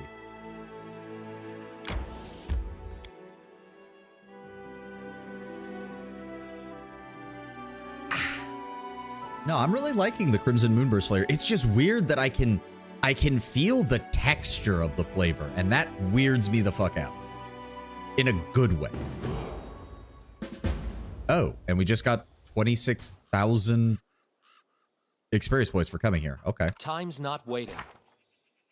How are we doing on... Oh, wow. We are actually really close to leveling up. Also, I am low on hit points for some reason. Just chug down the light healing potions. There we go. That's better. No mistakes. Oh. Oh, we're just killing them? Like... I mean, I guess it does say deal with the instigators. Looks like this is the source of the rumors and leaflets that are sent around the kingdom. Time to talk with the ones behind it face to face. I mean, we're about to do a hell of a lot more than talk because they're already marked as hostile. This isn't going to go well for them. But since Valerie did level up, let's go ahead and give her Vindictive Bastard level 17. She now has damage resistance 5, lawful or good, and immunity to compulsion spells and spell-like abilities. Each ally within 10 feet gains a +4 morale bonus on saving throws against all compulsion effects. Aura of Self-Righteousness functions only while the Vindictive Bastard is conscious, not if they are unconscious or dead. So you gotta admit, the name of the abilities really does sound like Valerie. Like, Swift Justice, ganging up on the enemy. Why is it not? Oh, there we go. Stalwart, Aura of Self-Righteousness, Ultimate Vindication. Like, come on. They were right to pick this as her class. To change this for the mod. Like, I'm fully in support of that.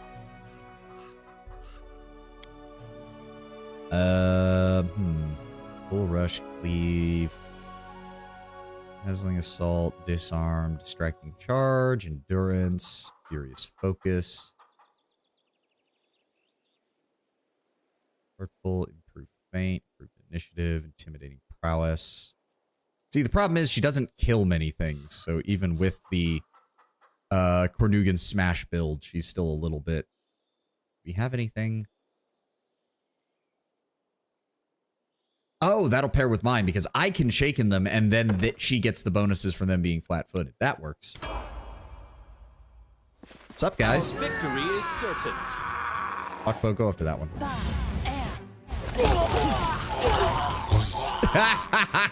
She was about to cast a combat spell and switch to Expeditious Retreat the moment that I killed one of them, and then she still died.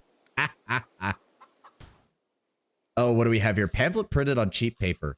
A discourse by Trebicent of Cordelon on Trueborn versus self-proclaimed looters, or the Pataxian Lion and the Flea of Dracaria. Shall I compare them to a lion and a flea? The former is strong and noble and wise, his temper calm and his manner unhurried. For he is aware of his grandeur, but one shouldn't stand in his way. His mere roar instills awe, and one blow of a clawed paw can smite anyone. Also, I'm pretty sure that guy was supposed to escape because there's no body for me to loot. I hope that doesn't break anything. A bug who can't see beyond its nose. A flea king having spent some time at the court of a monkey ruling in Restov. I don't think the Restovians are going to be very happy about you calling their leader a monkey. He imagines himself worthy of a crown because his belly is full of that which flows in the veins of kings. And the monkey, who herself rules due to a misunderstanding, granted him a title, appointing him owner of a patch of uninhabited wasteland. Yeah, sure, you jackass. We'll see how well this goes for you. As it should be. Oh, look, more bards. You know what, Tristan? I don't even feel the need to engage them in melee combat. Just destroy them. We'll do it the hard way. Wow, some of them survived. Oh my god, it's literally an entire army of fucking bards! True. Oh, they went and grabbed the actual military. Okay.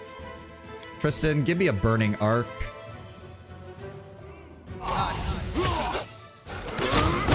Yeah, you guys are not gonna have a good time against me. Is this Irovetti's elite? This is his elite forces? Yeah, they did so well.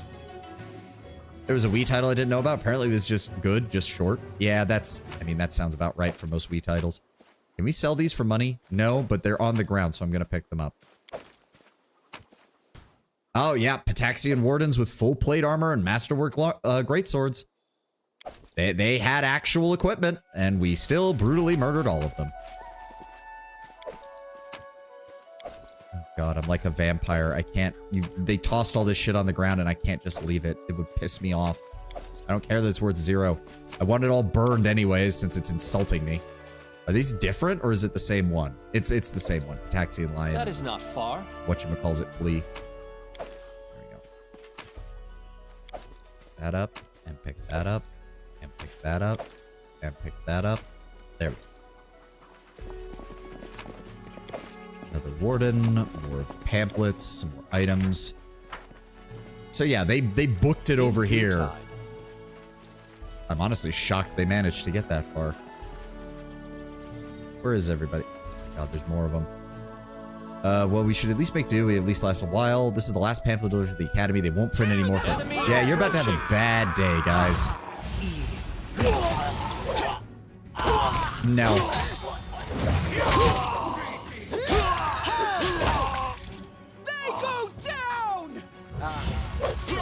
Nope. Interesting. Nope. So, like, yeah, for example, like, hold on, how much do these go? Let's see here. A full plate suit of armor, 662 gold. Masterwork long swords, that's 762. 769. And 769 plus 75. We'll just say it even 750. 750 gold just to outfit a single soldier with competent equipment, and we just tore through about a dozen of them in a second. Like, and now that money will go into our treasury to equip our men with better equipment. Follow my lead. For every single soldier of Patax we kill, we improve the equipment of one of my soldiers instead. It's like the zombie apocalypse, only I'm literally tearing money away from Patax in order to fuel my own conquest. In due time. Let me guess. Dryad token. Knew it. Good thing we didn't bring Lindsay. She might feel a little bad about us killing so many of her former classmates. Although if they were all like the one asshole, then maybe she wouldn't care too much. Oh, how many of you fuckers are there? Tristan, just toss a fireball over here, please. Thank you.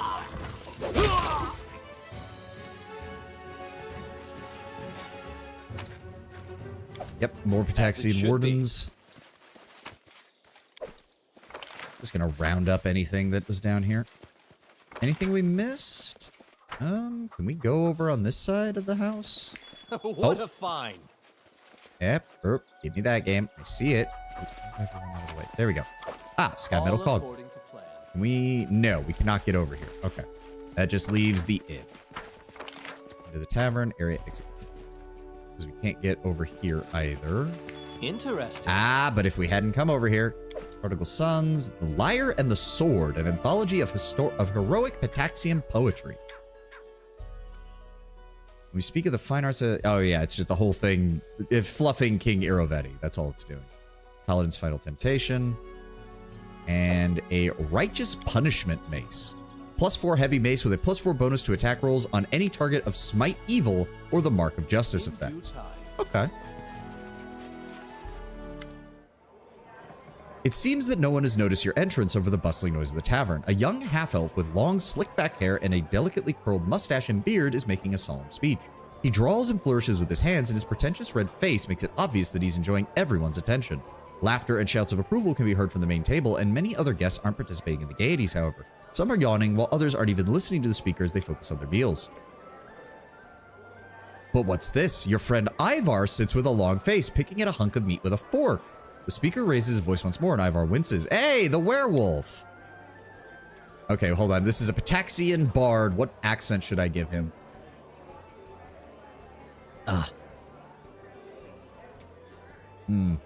Let us no, not French. Nah, I can't even think of an accent, really. His name is Trebisant, so maybe French would work. But I already gave French to, like, Irovetti's advisors. Let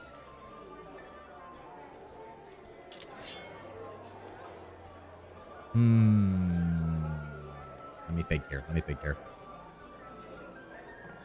Can I give him a German accent? For no reason other than I think it would be funny. Wunderbar. So let us raise... No, I can't do it. Every time, it just slips immediately into something more French. Ugh. No, wait. I've got it. I think I've got it. So let us raise our cups, my brothers in arms and drinking comrades. Here's to the most enlightened monarch of our times, who brought prosperity and culture to Pitax. That skillful commander, famous the world over for his military genius. To the ladies' man who's broken so many hearts with his humble charm and aloof attitude. To that patron of the arts, that philanthropist whose generosity is matched only by his wisdom and taste. In short, here is to King Irovetti. A chorus of voices repeats the toast, and many drink up, but far from everyone. What a farce. His melodramatic eulogies are nauseating. Shush, he'll hear you and make a scene again, just like last time. After emptying his glass, the half-elf notices you. My good gods, look, my brothers and sisters, look who it is. Is this not Terendil himself? Did you come to in your dirty boots and tattered hand-me-downs to spoil our feast with that gloomy, hungry look? Well, tell you what, if you abdicate the throne and swear allegiance to Pitax, I'll find a bone to throw you. Some of the dinner guests roar with laughter, while others look at you with interest, maybe even hope. Everyone stops talking and watches you. Valerie is pale, and her silence could melt iron. The squeal of metal on metal indicates that she must be gripping her weapon, but she isn't rushing to draw it. Oh! That has to be one of the most childish, tasteless, awkward rebukes that I've heard in my life. Ha! Definitely top of the list.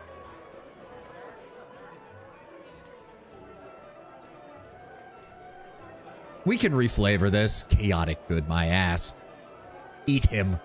I mean, if it is going to give us the option to sick the rest of the mob on him, we can get him lynched. Will that work, Tenwin?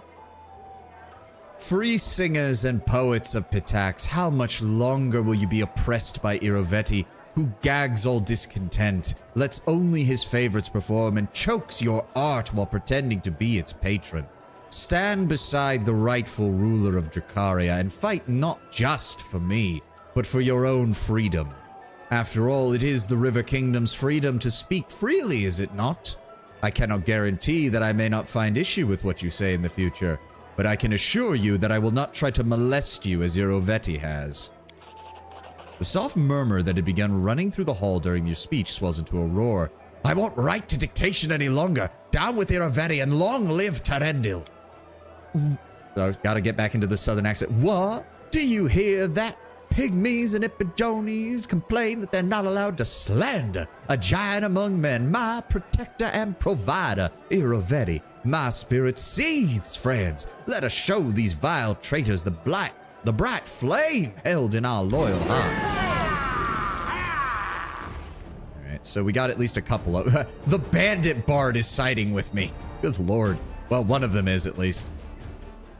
Bandit Chastener, 10% bandit. Alright. Valerie, block them. I'm going for this asshole. Jubilost, bomb their shit. Okbo, engage. Amiri, I would appreciate it if you could charge him. Ekun, just keep start opening fire. Tristan, give me, vaporize the man in the back, please. That works.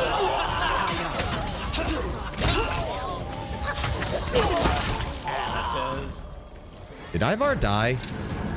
Please tell me Ivar. No, I think he bailed. Fair enough. Ivar didn't die, did he? No. Okay. Trebisant. He had a chain shirt +3, belt of mighty constitution, headband of alluring charisma. Makes sense. Nobody else really had anything valuable. Nice plantation owner accent. I was going for the deep south. Follow my lead. Glad to know that I hit it pretty much on the point. Oh, Ivar, there you are. Hello again, Tarendil. Ivar, human once more, catches his breath. Oh, apologies. I had to burp there. Can't say your appearance was unexpected. Certainly impressive. Didn't expect to see you here again. What brought you here? It's a long story. After you allowed me to leave Lake Silverstep, I went seeking a way to control my curse. Both of them, really. My drivel could be considered a curse, or maybe just a dangerous gift. Regardless, I failed to oust the beast from within me, but I thought I could try to at least do something with it. I enrolled in the Pataxian Academy of Grand Arts. Thought it would make a suitable place to learn to control my words. It was, to an extent, but it also showed me how much more words could be used as weapons. My family was killed due to stupidity and an accident. The bards in Patax and here in Littleton are learning to direct those skills towards murder and manipulation, and I'm afraid they really seem to know what they're doing. What exactly happened here? Everything's sordid. At first, they wouldn't tell us what we were being sent, but once we were here, things began in earnest. Lectures, general meetings, pamphlet writings, and songs. The topic was love or war, it didn't matter. As long as at least one of the lines was used to smear you and Dracaria, well, I quickly realized what was going on, so I decided to stay away. I figured sooner or later, such an ardent king as yourself would show up, and I'd get the chance to thank him for sparing my life and teaching me a lesson. So you are still a werewolf. How are you managing? The priests I consulted about lifting the curse couldn't help me. Maybe it was because I'm not ready to forgive myself. Not yet, but something has changed. Ivar rubs the bridge of his nose pensively. I didn't hide who I was from the Academy Bards. They weren't afraid. They didn't like me much, but they weren't afraid. To them, my ability to assume an animal appearance just seemed another natural gift, dangerous though it may be. No different from the gift of magic to them. Once I began really thinking about that, I realized that I don't have to lie and hide. And once I did that, it became easier to control my transformations. I know what I am now. I know that I can bring death and misery, but I've learned to handle it. And maybe in time I can help others like that. It was an interesting lesson. There we go. Research into the nature of curses, Ivar. Thank you. We've unlocked the last one. All right, and there's our ad. We'll continue in a few moments. I need to use the restroom, and I'll be right back.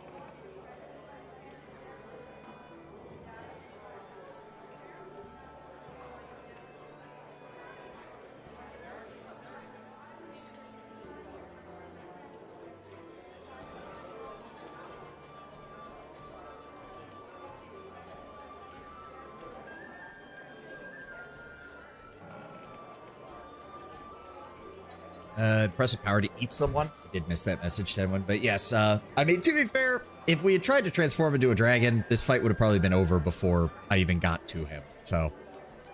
I do need to get a quicken meta magic rod that I can use on my dragon form so that I can use it as a swift action. That would work out better in the future.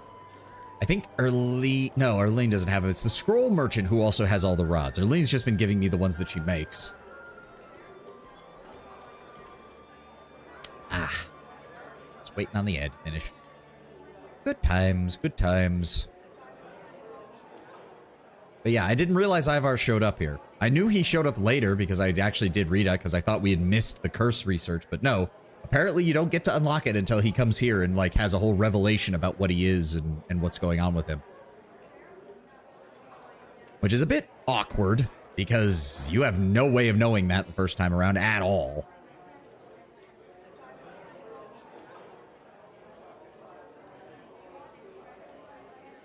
There we go. Had to adjust my seat a little bit. There we go.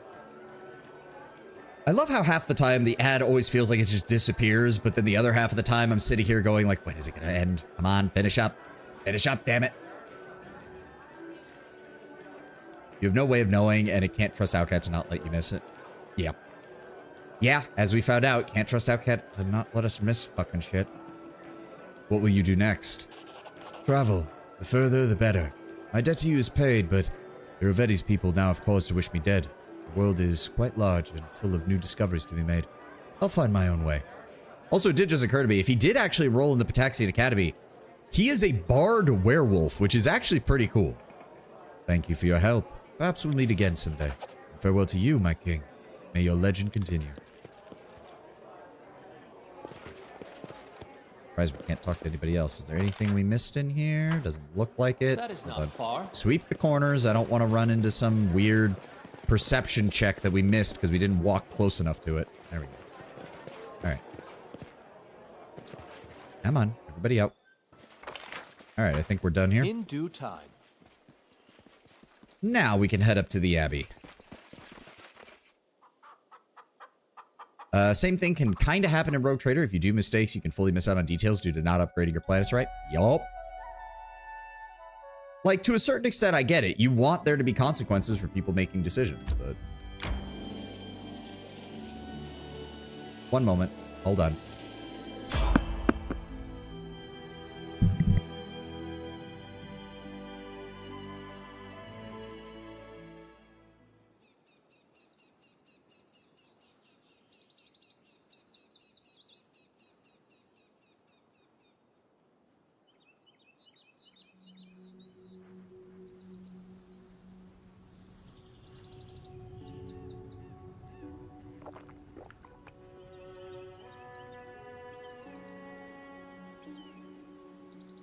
Sorry about that. Someone delivered something. I had to run and grab it real fast. My bad. My bad. It was so annoying. Yeah, yeah. There's always a fine line between, like, we want there to be a relative amount of unknown to an RPG, and then there's also just, yeah, you missed one line of dialogue, and now you're cut out of half the endings of the game because you didn't know that they existed. You again! As it should be.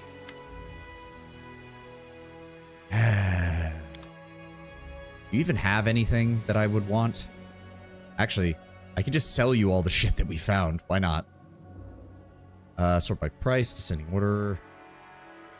I do want to find a use for those. That was Jathal's equipment. Righteous Punishment can go. Nope, not the Elven Frost Curve Blade. That was also hers. Rapier. Some regular bows. Some other things. And her dagger. There we go. Keep the fancy armors, sell off everything else.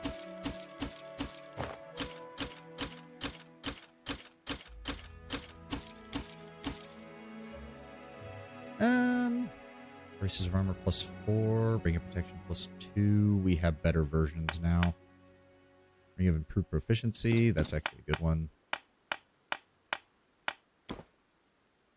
Wyvern Skin Cloak, I don't care about. Nope.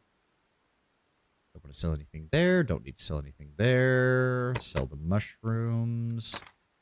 Sell. Here. Let the goblin have all the written pamphlets. Why not? Sweet syrup. The books. The letters. The books. The letters. The letters. There we go. 65,000 gold. Don't know how a goblin has 65,000 gold, but I ain't gonna question it. In due time. I had fully upgraded all planets, and when you upgrade them, you unlock the event storyline and so on. However, for some reason, Dragonus was like 2 stat points too low for the final project, meaning that my last playthrough, I could not get the final story done and caused a gene stealer infestation from the base game, not the DLC. Yep. Yeah, stuff like that can be a pain in the ass.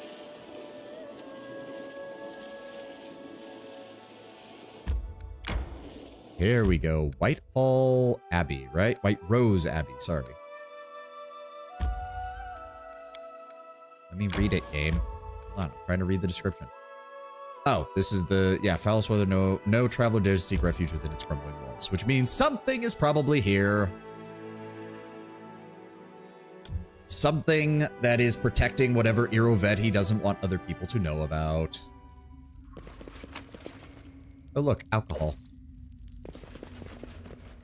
I know what to do. Did get nicked in that last fight. Give me a second. There we go. There. That is not far. Ah, more alcohol. White Rose Chardonnay.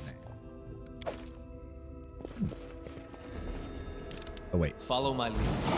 Oh, great. Were-rats. A clever ploy. Multiple were-rats. Let yourself explode. Bullseye.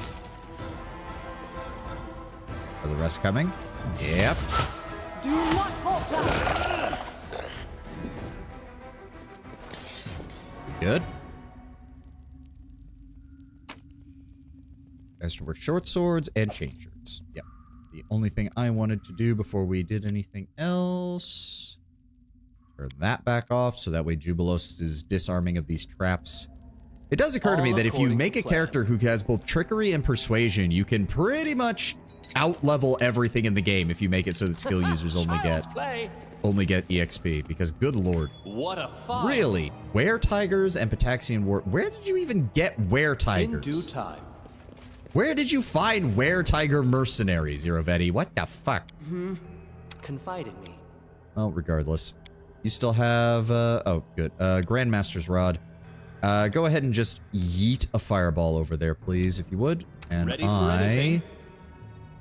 will do the no, not extend spell, empower spell. There we go. I will do the same. You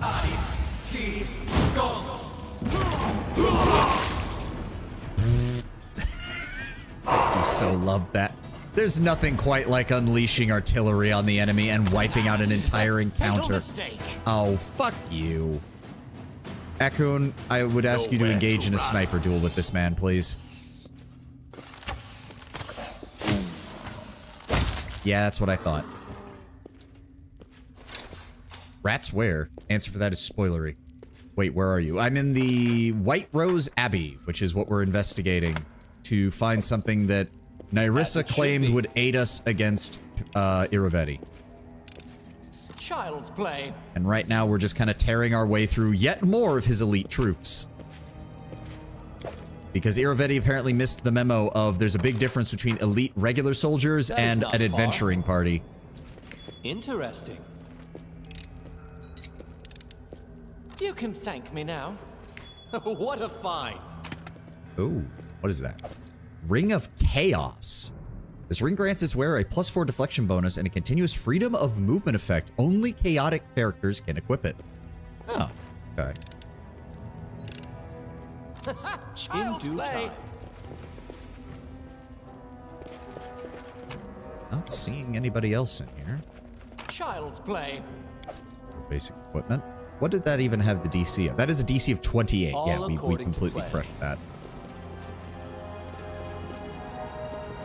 Interesting. More? Jesus Christ. Oh, hi, guys. Well, second verse, same as the first, I suppose. Let's just yeet that right behind you. You've got the rod working. Good. I am prepared. And I also have mine. Good. Do I have a different spell that might work out better? I don't think so. No, not for an AoE. Nah, let's just lob a fireball at them. I'm reminded in Book 5 of the Rune Lords, one of the sections of the Mega Dungeon is run by an illusionist simulacra, the original wizard having died a long time ago. 2 of the party died and the rest had to retreat. Magic missile fireball fusillades are very effective. Yeah. You've lost the chance to solve this peacefully. No, don't take another step forward, guys. Also, I think we got them all. I love this. Dual fireballs just wiping out entire groups of enemies. But yeah, like, when you really think about it, having troops who can use, like, a wand of magic missile is already enough to shift the balance of power. Like, congratulations, your enemy army has a horde of conscripts. You've got half as many men, but all of them are equipped with wands of magic missile, which means from 90 feet away, you can blast a perfectly accurate barrage that wipes out half their army. They're able to recover because I decided it was in character for the clones to just throw the bodies out of the room. Oh, the gardener. Oh dear, I don't know if that was an actual gardener. He seems like he has enough equipment that he was definitely on Irovetti's payroll, but I'm now feeling very bad that there was just some poor random bastard here tending the flowers, and we fucking blew him up along with the rest of Irovetti's men. In due time. The dripping clock. Chipped magnifying glass of the Technic League band, and the singing edge. Whenever the wielder of this +3 long spear becomes affected by a bardic performance, an enhancement bonus increases to +5, and it grants the wielder a +2 dodge bonus to AC. Alright, so all we're missing is one more Technic League item. Also, may as well level up Tristan while we're here, since I believe, yes, he is now max Mystic Theurge. So let me go ahead and pull up his build real fast. Where are we at? Tristan, Mystic Theurge, level 17.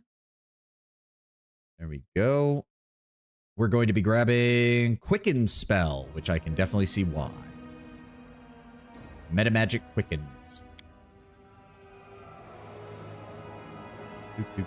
Metamagic. Where is it? Quicken Spell. Spell specialization. I'm assuming we keep it on Hellfire Ray. Yes. All right. Anything else? No. The only other thing it suggests is picking up the Firebrand, which... Oh, all allies within a 30-foot range. Oh. All of the target's weapons, natural manufactured, inflict plus 1d8 points of fire damage on hit. Oh, that's great. Actually, yeah, okay. For some reason, I thought that was a single person. I was like, wow, that's really not worth a 7th level spell. But it's everyone, and it's all weapons. Absolutely. Let's go. Never mind. I was unfamiliar with your game, Firebrand.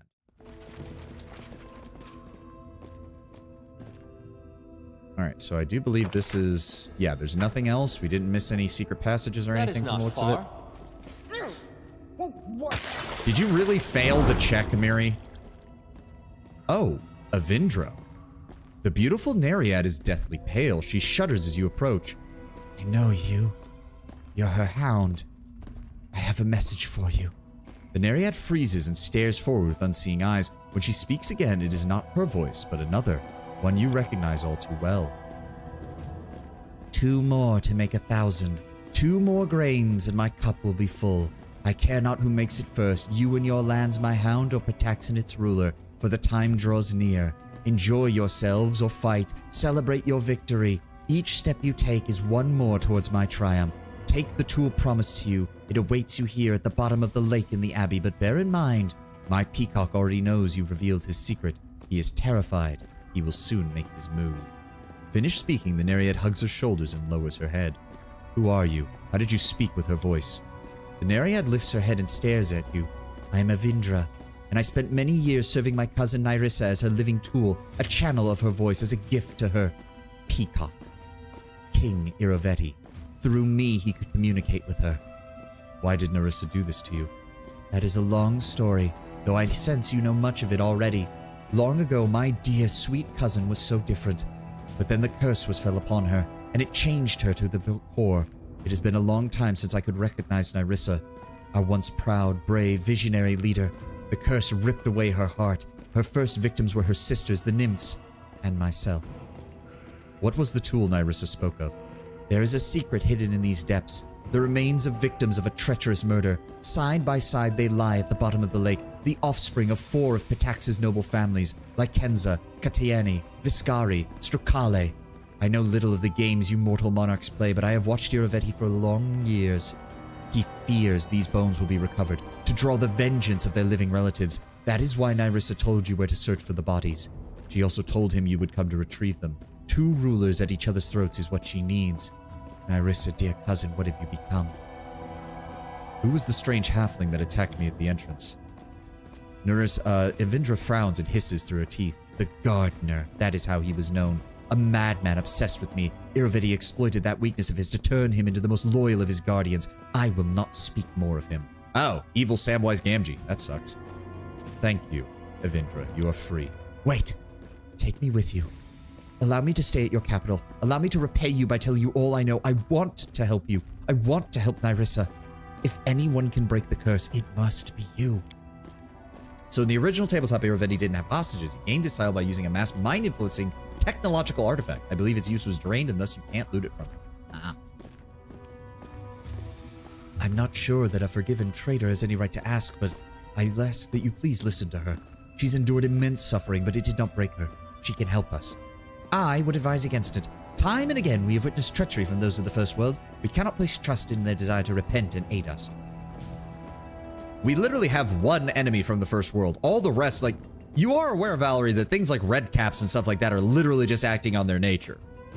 There's not even a thought of lawful versus chaos in their heads. We have need of your information, but you will be having an eye kept on you. Thank you for your kindness. Lake depths. This is probably going to be skill check related. The underground lake looks like a silver mirror. The reflections on its surface clear that you can make out every wrinkle in the clothes and individual strand of your hair. What you can't make out, though, is anything that might be hidden beneath the water. In case it is... no, because even if it is, it's unlikely to be anything I have a skill with. There we go. You dive into the lake. You once more notice the silver quality of the water as though it's been imbued with light or radiating it. But the things hidden by the placid shimmering are horrible. Below your feet at the bottom of the lake float at least 24 corpses. The dead seem to stare at you, some with empty sockets of hollow skulls, others with nightmarish dead eyes. One body floats past you, and you feel a small metal object fall into your hand. It looks like a signet ring. Examine the bodies. One of the dead bodies wears a purple belt. Another is clad in a black vest with bright green embroidery. You easily notice the insignias of the 4 trade houses. There are dead bodies here from every one of the great families that once ruled Pitax. Also, the gardener. He was a monk, sorcerer, dragon disciple. Originally, he was a ghost killed by Irovetti's men and left there to serve the same purpose, as stationing men there constantly being murdered by the ghost wasn't cost efficient. In the Outcat game, he's very much alive, and clearly Irovetti semi-hired him. Yes, with Everina and all that. Dive deeper. You dive deeper and pushing yourself until you feel the bottom of the lake beneath your hands and something metallic. A dagger lies beside the body of a young blonde man. The weapon is in perfect condition despite its submersion. It may be a trick of the mind, but as you leave, the dead man's body shifts, almost as if it's nodding farewell, like a man wishing you luck and hoping to be avenged. Like, why are we questioning that that could happen? That could literally happen in a world like Galarian. Like, it absolutely could. So what did we get? We picked up the Fox Signet Ring, the symbol of the Lykenza family and the Iron Fox trade house of Pitax. The ring previously belonged to one of King Irovetti's victims. We also found the Dark Wind, found in White Rose Abbey. All right. As it should be.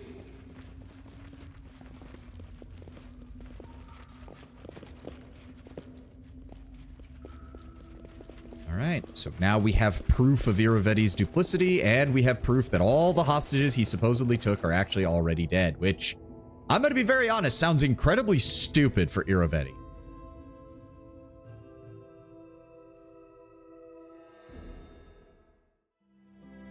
All right, so I don't believe we can get into Pitax just yet. Yep, we're still working on opposing their influence. Front Imar, dispose of the... We can't get into there yet. Waiting for the book to finish. We can't get into Pitax, so we can't meet her mother just yet.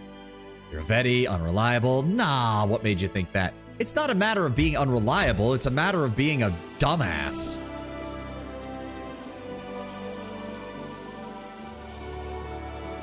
Like, I have hostages. Hostages need to be kept in order to have any value. Oops, I killed the hostages. Like, that's dumb. You are dumb, Irovetti. You are dumb. And you deserve what you get, which will be me tearing you apart.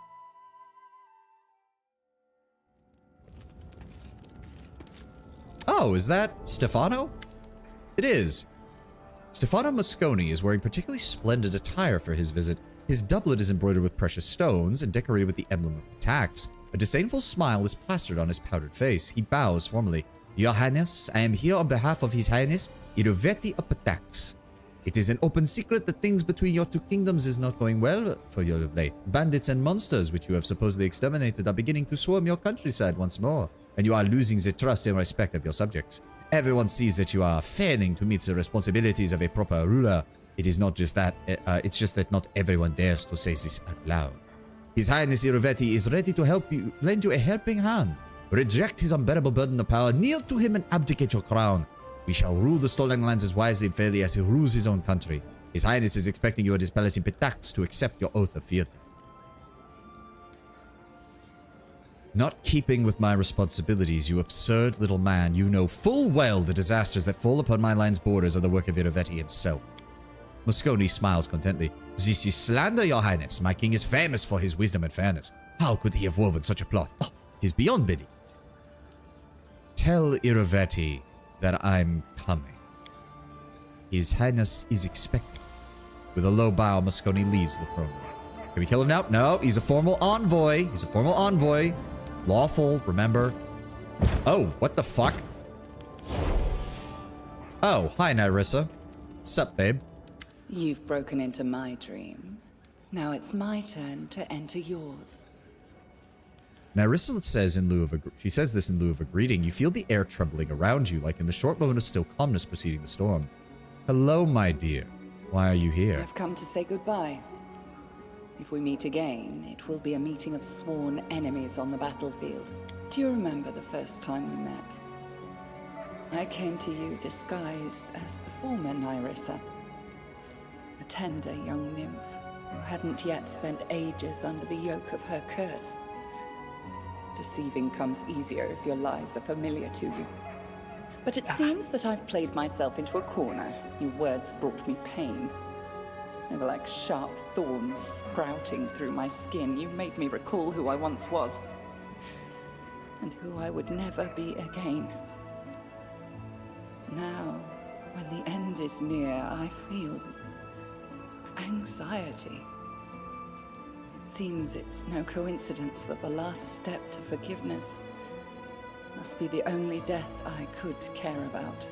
I've never seen this cutscene before. I haven't either, Lord Bramber, but as I said, we were going for the romance ending, and now I need to double check to make sure I don't fuck this up at the last step, because Owlcat.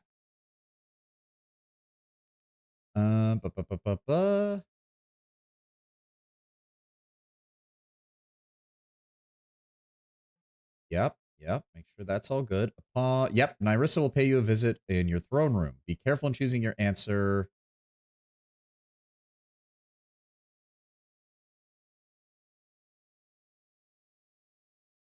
Okay, if you are ready and your relationship with Nyrissa is at let me double check. Yep, so that's the dialogue option. Okay, so that is the one we have to pick. All right, that's why I double checked. I'm sorry that everything turned out like this. I love you, but I will not let you destroy my kingdom. I will find a way through this, and you know that I will. I know. Long ago, I refused to back down when the eldest sent the beast to destroy me in my realm. You and I are similar in that. Maybe that's why Well, never mind. Farewell. Our next meeting, if it happens, will be a very different one. Much more bloody and violent, I would expect. Oh, please, babe. I've got claws and fangs that I use to rend my opponents apart. You really think I'm afraid of a little blood and violence? Do you know why I couldn't immediately recognize the intrusion? When you and the foolish little robin bard broke into my dreams. Because it wasn't the first time I dreamt of you. With these words, the nymph's silhouette begins to dissolve into thin air. I do believe that means we've got it. All right, everybody stand up. Come on, guys, we got work to do. All right, King Irovetti invited you for a visit. Well, then I have the perfect gift for him. With a smug look, Lindsay shows you a thin paperback. Look through it when you have the time. This is the entire truth of the Academy. The truth about what the students, the teachers, the headmaster, and the great patron Irovetti himself are doing behind that pretty facade. The first press run is already on its way to Patax. When you go, take me with you. I want to see the effects of the book Professor Eobald and I wrote with my own eyes. I'm sure it'll be explosive. All right. Now, I do believe, do a quick save real fast. It should show up. Yes, Nyrissa, romance counter 80. That means the proper flags have been set. We are gold for the romance ending. Bartholomew, I have many things to sell that we might transform into new wealth for our kingdom. Yes, yes. Offer up all that. Don't need the singing edge. Don't need all of these. We already have a bombardier's vest. I need to get this sorted, but I don't know what We're at the part of the game where it's like, I feel like we've already got enough equipment everywhere, and I don't feel like making more. Or having to move everybody's... Oh, shit, was that the book? There we go. Okay, so... Alright, do not sell that. Do not sell that. Why is it in this Why is it in the actual miscellaneous section rather than in the quest item section, game? You piece of shit.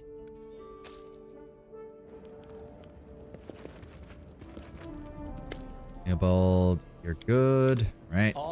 Yes, I will take you with me, Lindsay. Don't worry.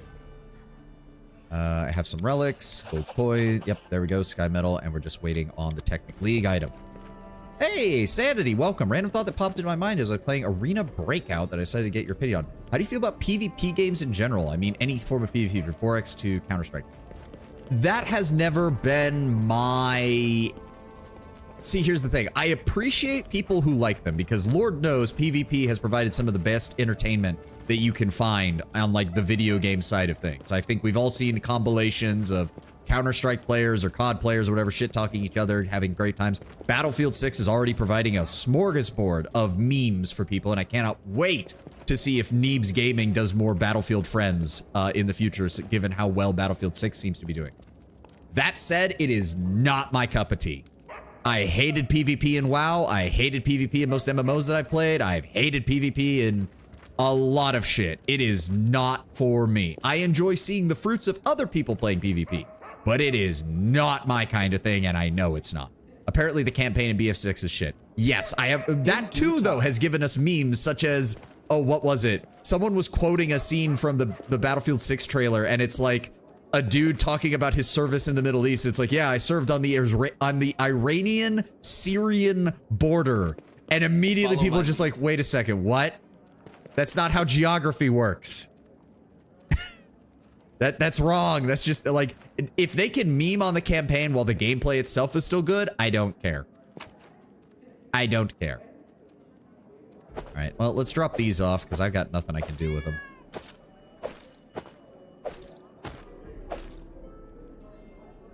I want to put that on Lindsay. We'll keep Vanquisher.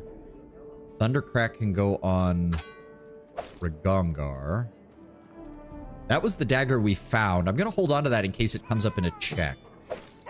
Penalty, the Frost Elven Curve Blade, J-Fall's Dagger.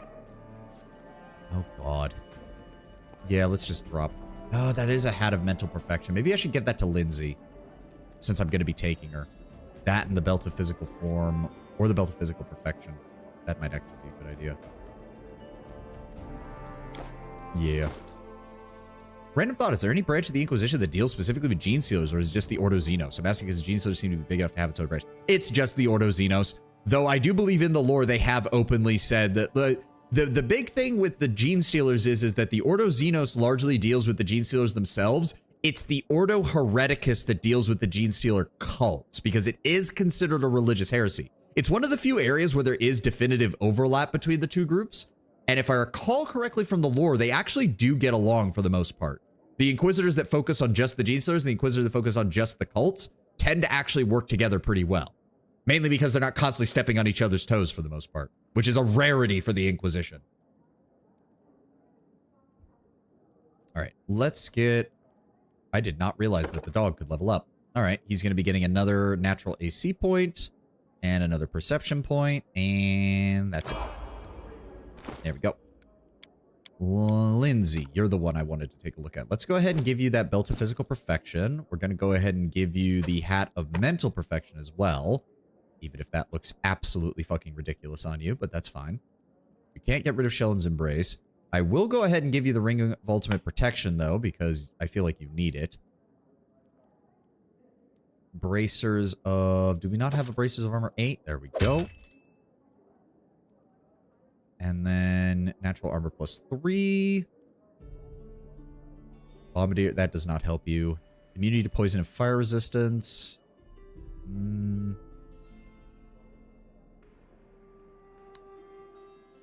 do you have? Enchanter's Cape.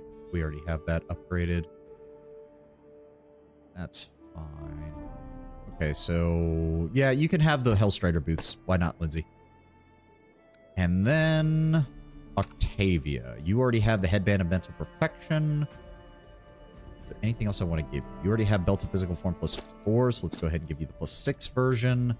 That's a Bracers of Armor plus 5. Let's give you the plus 7 version. Boots of Elven Kind is only a mobility check, but I don't really have anything else. Cloak of Resistance, I'm going to go ahead and give you the plus 5. See, the artwork for that is so much better than just the plain artwork here. I really wish they had incorporated the actual icon design into this. An Inquisitor can belong to no order in particular to still be an Inquisitor. That is true. More like a label for Inquisitors that tend to specialize rather than the hat you wear. It isn't as if an Inquisitor will just ignore a G-Circle if they find them. Yes, that's true. I mean, go read the Eisenhorn books if you want to see, because Eisenhorn is Ordo Xenos and he spends most of his time fighting heretics. Isn't a corruption of the Emperor's worship different from a Chaos cult? You're forgetting, Lord Brownbear, that the Hereticus don't care about the difference. To the Hereticus, if a person is not worshiping the God Emperor in the Imperium, it still falls under the label of heretic.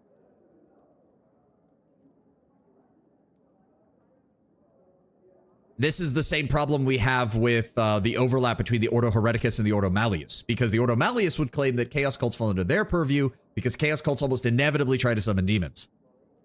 Although worshiping the God Emperor is a very wide spectrum as well. Yes. It's one of the surprising things where... If I remember correctly, most Puritan Ordo Hereticus are actually fairly liberal is not the right word. Understanding of different ways of worshiping the Emperor because they've quite literally seen it all. They're very good at sussing out which ones are actual worship of the Emperor and which ones are basically people bullshitting in order to build a cult. It's the Ordo Malleus that tends to take the... it's the Puritans in the Ordo Malleus that tend to be exceptionally Puritan. All right, I think she's set up. We will need to take her to Patax as well. I think we should be good. There was nobody else I really wanted to... Oh, right. There's no time. I don't feel like waiting around for completing equipment. Let's just drop off the rest of this and get going. Oh, but I need to... Shit. If I'm going to be bringing Octavia, I feel like I have to bring Ragongar. I mean, he can still serve for the most part on the front lines, but... He's got his Belt of Physical Might plus 6. He's got Headband of Mental Perfection. I already gave him the good armor. He's got the Athlete's Gloves, which I don't think we need to replace with anything else. He's already got the Ring of Protection plus 3. Let's give him the Amulet of Natural Armor plus 5. And then for his weapon... Yeah, we don't need Divine Intervention. That's not as good of a scimitar. Let's give him Thundercrack, which is just a straight upgrade compared to his previous one. Yeah. Plus 5 Runic Mage Blade with Shock and Agile. Wait, Agile?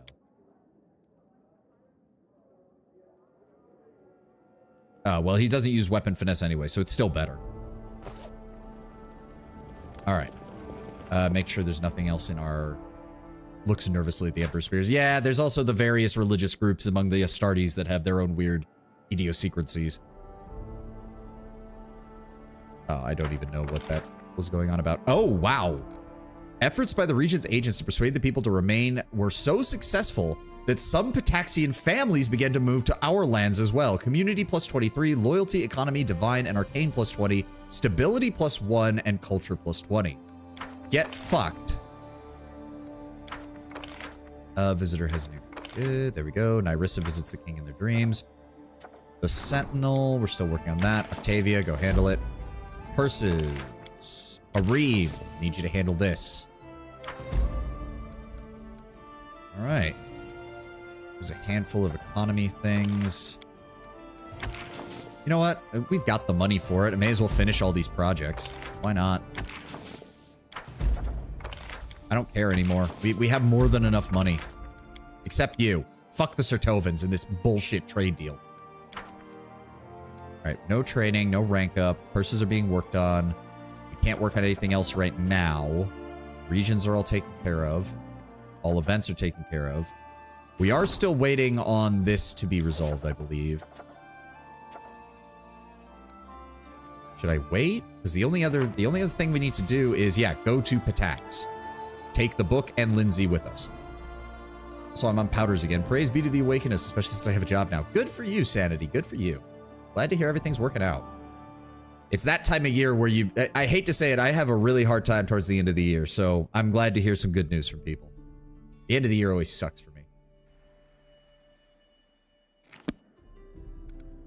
Let's skip a few days and see if anything pops up. We did a population census. Led to the capture of more dangerous criminals as well as foreign spies hiding from authorities. Nice job, Ragungar. Because I don't think we have anything else. I'm also worried that I need to, well, no, I don't want to wait 28 days. Let's just get the last of these Pitax events done. There we go. The Royal Bard's hilarious songs about Irovetti's past drove every listener to laughter. Even the Pitaxian agents cracked a smile. Yeah, get fucked. Okay, so that's a regular event. That's a regular event. Nothing there, nothing there. That's research curses. Okay, let's head over to Pitax.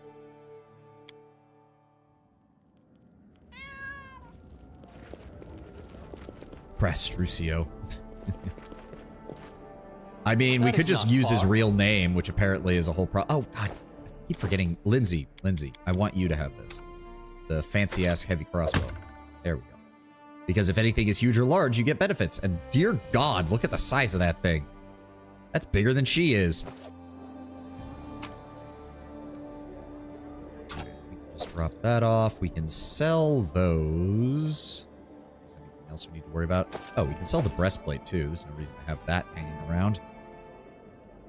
Alright. Okay, so... yeah. We can take Ragungar as a frontliner. And then... oh boy. We can take Lindsay and Octavia. We'll keep Ekun. Oh, this is gonna... okay, so it's me and Ragungar on the front with the dog and everybody else in the back. This is gonna be a bit awkward, but I think we can handle it. We still have all of our skill checks covered, so we should be fine. 2 people could play this game. Slanders Irovetti. Exactly. Alright. So we're gonna teleport over to here and then make our way to Pitax. Actually, it'd be faster here. Teleport to Fangbreak Keep.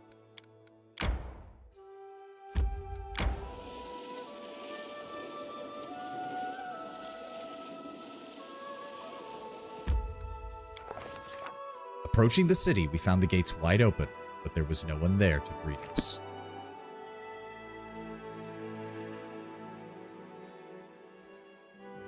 I did keep the book, right? Shit. I did keep the book, right? Challenge Irovetti. Oh boy. Yes, okay. Whew. All right. Oh boy, we're gonna need to reorganize. First off, put Ragungar next to me. Put Akbo. It's not gonna show up. That's fine. All right, Ragongar. Yep, Ragongar in the front. Me, Akpo, Lindsay. No, I want Lindsay back here. Jubilost up here, so your bombs are a little bit closer. Then Ekun, then Lindsay, then Octavia. Here.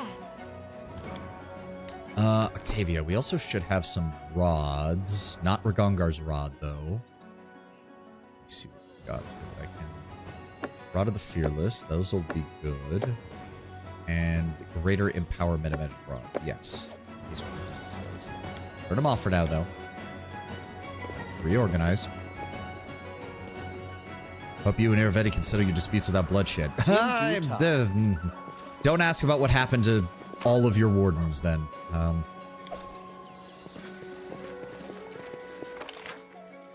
Random items. Stefano Mosconi. All according to plan. Child's play. Well, hello, my dear Stefano. So we reached the climax of your tale at last. Admitting his failure, the brave but alas inept ruler delivers his crown into the hands of his wise friend. At least that is how they will write about it in the chronicles. We both know that the only thing that matters, you aren't the first and you won't be the last to lose your possessions to my master, but I must admit, you have been a worthy adversary. If you knew what I know, you wouldn't stay loyal to Irovetti for long, dear Mosconi. Oh, do not waste your breath. I have to know everything that you know and more besides. You cannot convince me to join you with flattery or threat, or by any shocking scandal. You're right about one thing. Only one monarch will hold their crown by the day's end. But I assure you, it will not be Irovetti. Oh, you simply will not give up even to the bitter end. How amusing. Well, we shall see who prevails. Go now. My king is waiting.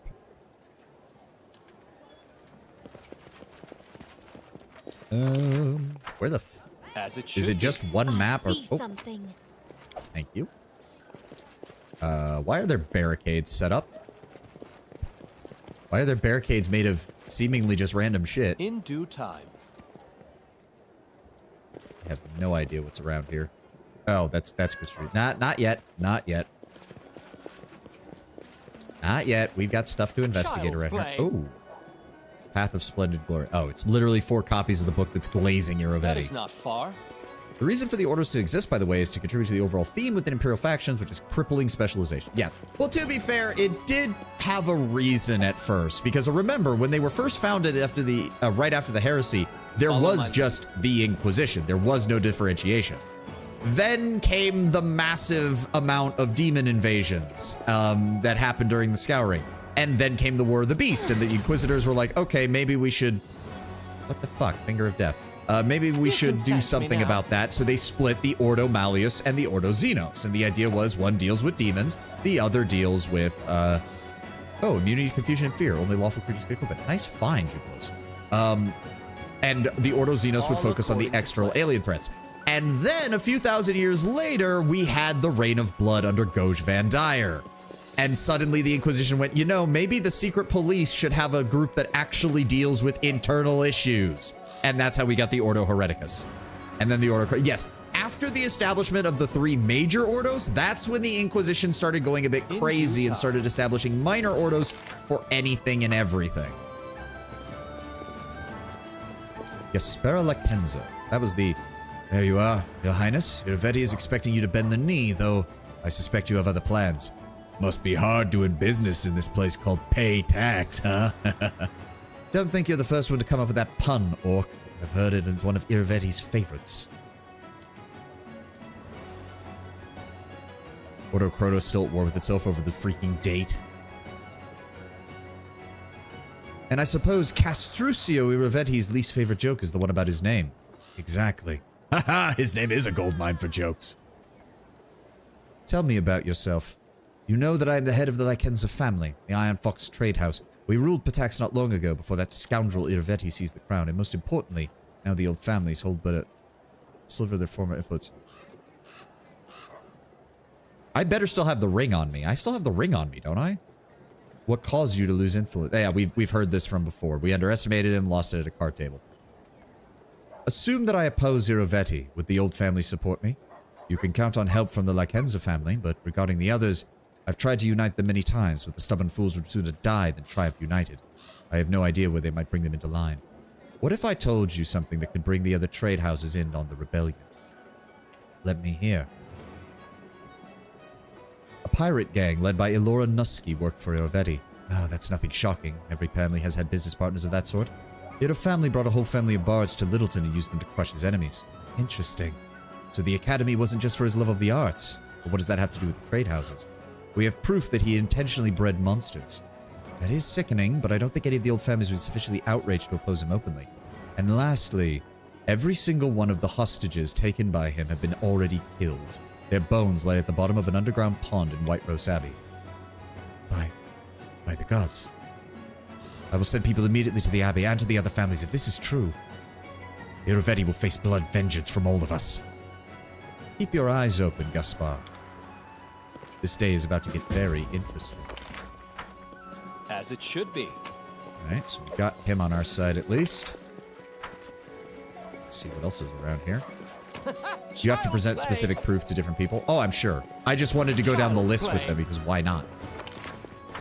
That is not far. Taxian soldiers. This is the captain of the guard, if I recall correctly. Good day, your highness. For the moment, at least. I didn't expect you'd actually show your face. Will you allow me to give you a piece of advice? And what would you give me? There are two possibilities. Either you've come to surrender to Irovetti, hoping for his mercy, or you're here to start a bloodbath in our streets, thinking our guard won't stop you. My advice is the same in both cases. Run.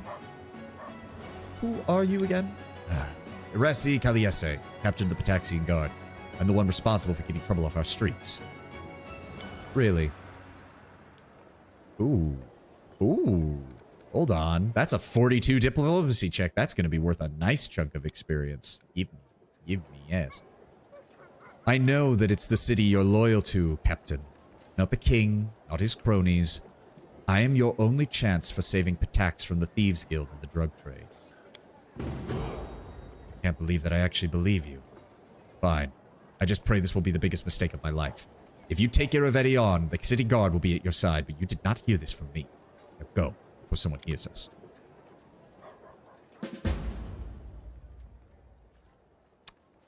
Now we have a choice. I can choose to take the remaining 2 levels of Dragon Disciple, but that doesn't really do anything aside from making our dragon form, which we already have spells that can copy it, better. Or we keep going down Sorcerer and I get 9th level spells.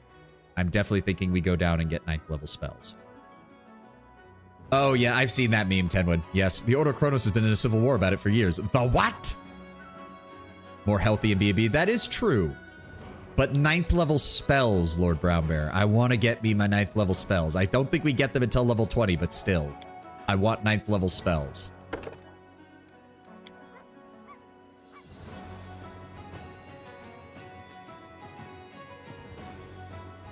And lastly, I believe this gets our B&B high enough. Where is it? It's... Where is it? Dreadful Carnage. There we go. Slaying an enemy demoralizes surrounding foes. There we go. The capstone to our intimidation build. None of them help you with turning into a dragon and eviscerating people. Yeah, but... damn, you're not wrong. Damn, you're not wrong. Fine, you know what? You're right. Let's go back to my old build idea. Let's do it. 10 levels of Sorcerer, 10 levels of Dragon Disciple. We also picked up Overwhelming Presence as a free ability. Yep. Your presence inspires incredible awe. A creature that fails to save against a spell falls to the ground and prostrates itself before you. Yes. Focus on the goal. Glorious. Let's do it. Alright, shouldn't there be more people here? Because Irovetti's right there, so I would have thought there would be more people here for us to talk to, but apparently not. In due time. I do love the term, excuse you? If this were tabletop, I'd say go for it, because nuking people with Meteor Swarm would be awesome, but it's not as exciting here. Fair. Yeah. I'm assuming he will... I don't even know if you can get him on your side, because... I mean, I did save your life, dude. You'd think you'd have at least something for me. I suppose his respect is about the only thing we can get from him. Will the fight start here, or will Irovetti try to pull some bullshit? Oh, there. Well, we're about to find out. Hello, King. Isn't there a second section of the city? I'm glad to see Maybe? that despite your utter failure as a ruler, you did listen to the voice of reason and made the Yeah, there's only more right people decision. here than we saw before. Did I miss an me your entire crown. Hold on. Did I miss an entire section? We're reloading. I don't think I did. Again, Lord Brown Bear, never played this part of the game. I have no idea, but you'd think there would be. There is, that just says area exit, which All just according to plan. better economy than Irovetti. Sure, absolutely. Yeah. I can't enter any of the buildings. So, because like I would have thought that I'd be able to, like, yeah, confront Aymar, because I couldn't come to the city before that. You should be able to physically visit the academy. Boy, game, it sure would have been nice to know about this, wouldn't it? Son of a... All right, let's head to the port. We got the academy, the lonely mansion of the port. Let's start with the port. Merchants, citizens. Show me your wares. Oh. Fast healing 1. Okay. Interesting. But kind of useless at this level. There's a bar over here. Oh. A dark-haired middle-aged man with a sailor's gait, trim beard, and a grumpy face is blocking away. Sir, my name's Weller. This is my honor to serve as first mate aboard the pirate ship called the Prestigious. I'd like to ask you a favor. Help me save my merry crew of sea dogs from drowning at the bottom of their bottles. But I count on your help. Without you, my crew will drown in drunkenness and decadence. What in the hell's is a problem? Weller grimly points at the drunken pirates. There, our crew's placed in order. Wizard named Blakemore agreed to create a grimoire for us. Oh. He hasn't shown up. Worse, we have no idea where we should look for him. Blakemore is an extraordinary man full of amazing stories, but he's jealous of his salty. Didn't I sell that? The whole crew stays here drinking, waiting for him days on day. Oh, dear. How the fuck was I supposed to know that the book was important? I need your help. I have to overthrow the captain and take command, but... Oh, wait. Overthrow the captain and put my own person in charge? That might work. If Martin is like an amusing and irresponsible father for his sailors, I'm the strict mother trying to put rolling pin to use. I need someone who can persuade the sailors to take my side. There aren't many who support me now. Just those who want to fill our sails with southern wind, it's true. We live in an age of decadence and decadence. Decline in decadence. I wager your courier what you'll stand to gain, and I'll answer you. Robin raids are a thing of the past for this ship and your crew. We'll dedicate ourselves to trading elite art pieces. This is a highly profitable business, and just as true as anyone drawing taxes from our vessel. You help me, then after I become captain, I'll pursue business under your banner. Ooh, we get a privateer. This will only work if I'm captain. I can't speak for Martin. He's always preferred robbery over honest trade. Oh, so we can turn pirates to our side. I like this. Blakemore has asked... Oh, tell me about the grimoire. Yeah, full of magical surprises. Who's this Blakemore? We've been there. Aren't you worried that I might reveal your plans to the captain? No, I'm not. For many years, I kept this crew afloat for both the ship and business. If I don't overthrow the captain in a few weeks, there won't be any crew left. Tell me about your ship. You can't find a more glorious pirate ship anywhere. Not some pathetic bandits who attack fishermen and cargo ships full of cabbages. The Prestigious chases art. Pieces of art, I mean. Never been a big admirer of art myself. But when I learned how much of the nobles are willing to pay for it, their aesthetics and beauty overwhelmed me. Usually I've been selling most of our loot to King Irovetti. It's also why the likes of the Archimedes and Acadians are legitimately one of the strongest forces. Maybe jack of all trades, being able to deal with quite literally anything thrown your way in this setting where people have major weaknesses is very, very important.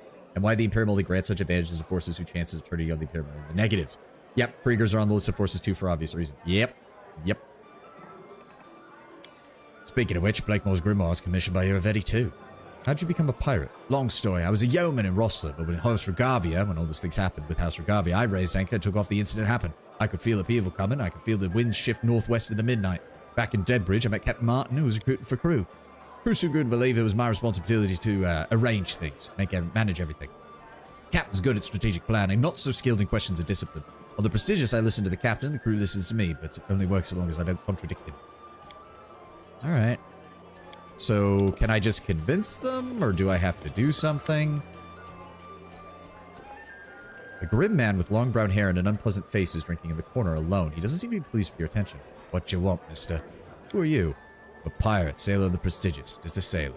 Blunt satisfies you. What do you think of staying ashore? Should have relied on Blakemore's punctuality. He's a special person, that one, but never expect him to be what time it is. As for me, I don't care as long as there's enough beer. Do you know Blakemore well? Oh, by the Kraken. Just stop yelling and please lower your voice. I'll tell you, but it's between the two of us. I was Blakemore's apprentice after I replaced his former servant, a deaf-mute kobold. I used to visit him. He even gave me a key. But now some of them, mostly face my wall, are angry at Blackmore. They find out I'm friends with him, they'll pay me a visit and take that stupid book. Blakemore, he dislikes intrusions. Where does he live? And why should I tell you? Blakemore doesn't like guests, because I will help you set sail again. That's quite the offer. Rarely made a stranger who cares about those concerns. Here. Because you don't want to die of old age in this tavern. Alright, I mean, we already did all this, but it's giving me more. How much experience did we get from that? 368,000. Holy shit. Yeah, we are almost to level 20 now. Thank you, game. That was satisfying in the extreme. In due time. Oh, I need some supplies for the long road. You have nothing that I care about. Your guests behaving themselves. I'm not interested in reading this because we've already fucked up this quest by finding Blackmore before all this happened. And I should have kept his book. I think I sold it to Bartholomew, so I might be able to go back and get it. I don't know. That's the problem. I do not know. There's some random shit around here. That is not far. All right, well, let's try talking to the captain. Maybe I can convince him to side with me. A tall, confident man stands before you, wearing a fancy hat and a charming smile. Ah, visitors, and whom do I have the pleasure of addressing? I am Captain Martin. There have been so few faces in the tavern recently for some reason. How can I be of use to you? What are you doing here? We have a rendezvous with an outstanding artist. He's rather late. They're bloodthirsty. Is there any way you can help me? See, not so long ago I commissioned... Yeah. Phenomenal Vetus. Oh, yeah. The question about you as a captain... I'm just going to click through this. We've reached the point where it's like, congratulations, backstory on a character who doesn't matter. I'd suggest you hand command over to Weller before the crew hangs you.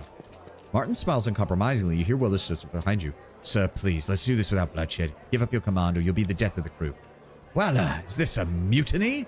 You're kidding me. My crew would never betray me. The best captain on the seas, right, lads? You're a coward, not a captain. How long have you been sitting here ashore? Is that what a captain would do? The pirates begin to smile ravenously. Your words have piqued their interest. You think to turn my own crew against me? You'll fail. Ahoy, sea wolves, didn't I always look after you? Didn't I always make sure we got glorious booty? And there's the ad. I'm also pretty sure I just leveled up from 3 conversation checks in 1 building. Gods. Well, we're at level 20 now. All right, I'll see you guys in 2 minutes. Go get a drink, go get a snack, stretch, whatever you need to do. I'm running to the restroom and refilling my gamer subs. I'll be right back.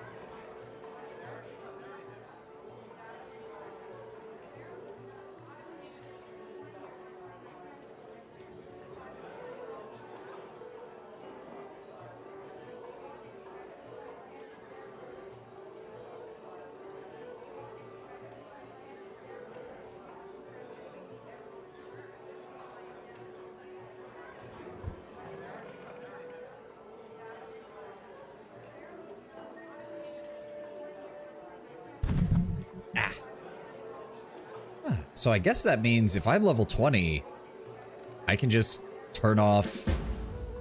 I guess I could just turn off the EXP thing now because ain't no reason not to.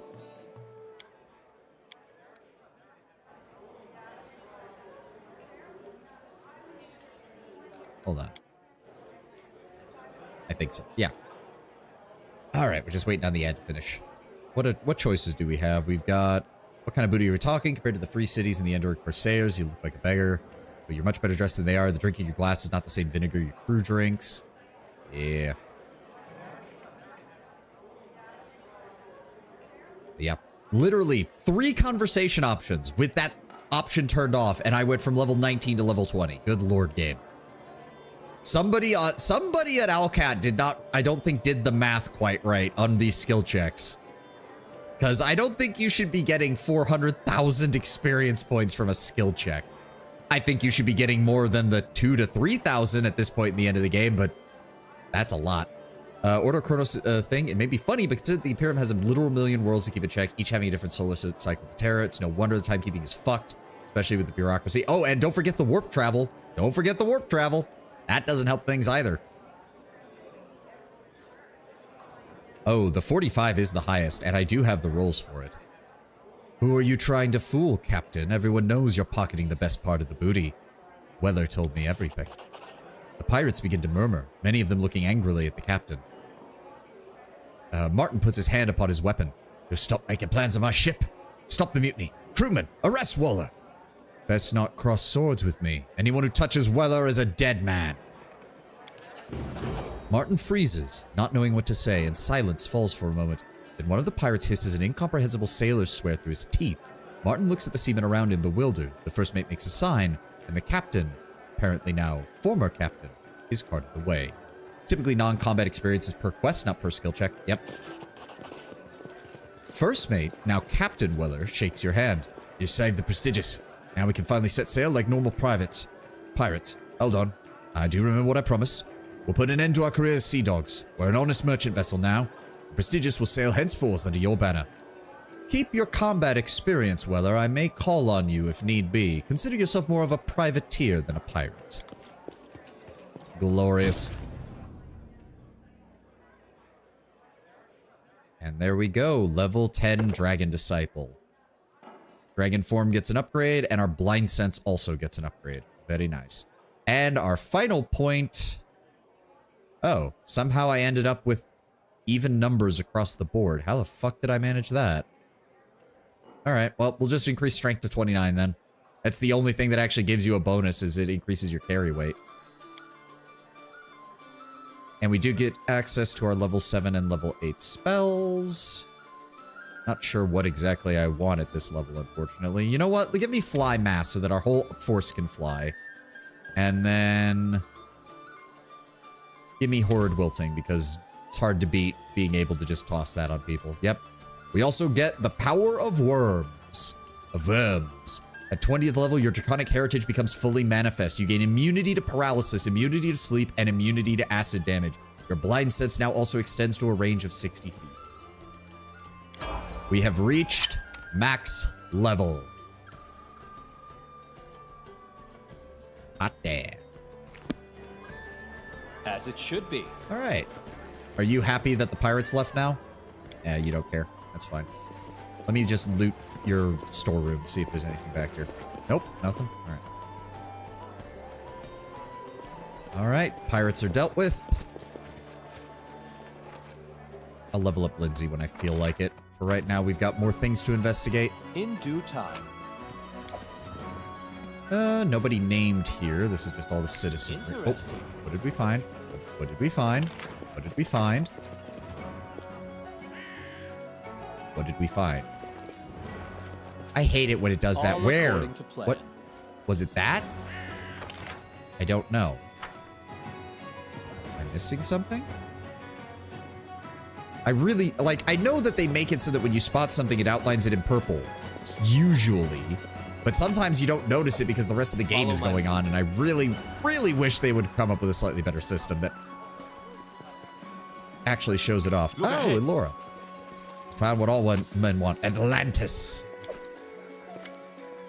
There you are. Come to do away with the scoundrel, right? I gather what's left of the river raisers. There's not many of us, but every single one of them wants to gut Irovetti. We're on your side. Thank you, Elora. I'll need every sword in this battle. Everything is at stake. I know. Heads will roll, and with Hanspur's blessing, they won't be ours. All right, so we have the support of the local bandits. We have the support of the local pirates. We have the support of the city guard. We do need to find somebody to deal with the Thieves Guild, though, I think. They do seem to be fully on Irovetti's sides. Really? How did that even happen? Why did nobody... Child's play. I fucking hate you all. The River Fox Memento. The wearer of the River Fox's Memento gains a +5 competency bonus on all mobility and trickery effects and deals an additional 1d6 damage to all flanked opponents, denying their opponent's dexterity bonus as per sneak damage. This is increasing to 3d6 against targets that are not in combat. Oh, that would be perfect for knockdown. I don't even know how we got hit by that. Just letting the ink And dry. unfortunately, I don't really have anybody with mass healing right now, so... Scroll of Cure Critical Wounds. Go ahead and use that. We got plenty of these.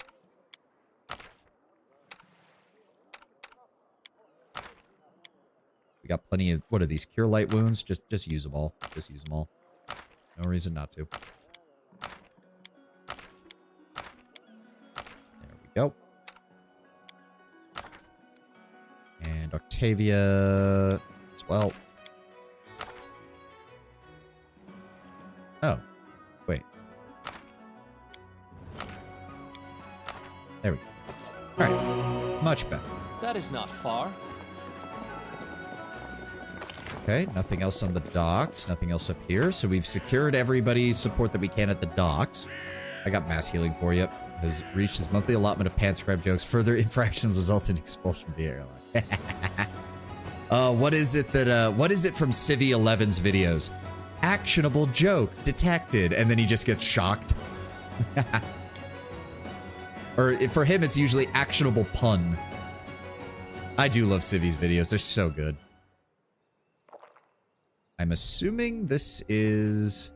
Are you here to see the Marchioness? As it should be. Yes, I am. Please, follow me. Alright, Octavia. Oh.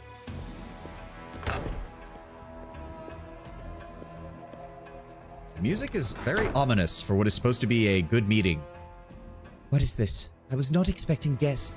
The woman comes out of the back rooms in a dress that was once expensive but is now moth-eaten and heavily mended. Her posture and gait give a noble upbringing, but she seems to be in her 40s, though some pain and suffering might have worn her beyond her years, leaving many wrinkles across her face and gray in her hair. I am Marchioness Clarita della Fionni. Welcome to my manor, though I am afraid I have nothing to offer you, nor do I have the honor of knowing you. To what do I owe the pleasure? Hello, Mother. Octavia? Gods, Octavia, is it you? It has been years. The Marchioness steps forward to hug her daughter, tears in his eyes, but stops when she sees Octavia's stony gaze. You're Octavia? You're? My last memory is of you selling me to slave traders, and you dare to call me yours. Cruel words, but fair. Octavia, my child, please let me tell you what happened. Afterwards, you may decide on your own what to do, even if it means that you never wish to see me again. All I need to be happy is to know that you are safe. I'm listening. Let's start with the obvious. You're human, so who was her father? Pathetic wretch. Nothing more. A visiting elf swept a silly young girl off her feet, then vanished as soon as he learned she was expecting. I care not even to say his name. Well, he at least made one good thing in his life, right? There are potions for those who don't wish to have children, and they aren't expensive. Oh, of course, Octavia's mind is already going to, oh, you didn't want me, so you sold me into slavery, which, yeah, fair assumption. And what would that have done? What would I have done without you? Reg, don't. Not now. How did Octavia become a slave, Marchioness? My father, soul rest in peace, was a stern man. Some would say cruel. When he found I was expecting the child of adventure, he expelled me from the house and cut me off from everything I owned. I scraped by on my own for 3 years, sewing, teaching, and the like. When father discovered that he was dying and the Della Fionni line would end, he told me that that he would leave the full inheritance to me if I got rid of my disgrace. Got rid of you. Oh, so you traded me for an inheritance, I see. Ah, nobility to be sure. Bagongar spits on the floor. It was not like that at all. I intended to deceive him. I made arrangements with a man from the Technic League. He would take you to Numeria, keep you there until my father died, and then bring you back. I was trying to do what I thought was best for you. Do you understand? I wanted you to grow up in this manner, in luxury, not poverty. But once father was gone, the man from the Technic League said he didn't remember any such arrangements. I'll bet you that was around the time that her magical abilities showed up and he realized he could get more for selling her to Maestro Janusz than anything else. He said he had bought you, and he'd already sold you, and had no idea where you were. Why didn't you try to buy her back? I had no idea where she was. Octavia, believe me, I continued to look for you for years. I spent every bit of the inheritance hiring sleuths, investigators, scouring Numeria and the River Kingdoms. You were never anywhere to be found. Oh, those scouts must have had a great feast to your health, but without moving a finger. How naive were you to pay for their services up front? Marchioness wipes tears from her eyes. I knew you were still alive, that I could feel. And I never stopped searching. I just wanted to see you again, just once, to beg for your forgiveness. Octavia, what say you? What is there to say? My mother is a fool. She begins to sob. You think we wouldn't have done fine without a title? I'd have grown up. I'd have learned a craft. We'd have been poor, probably, but we at least would have been together.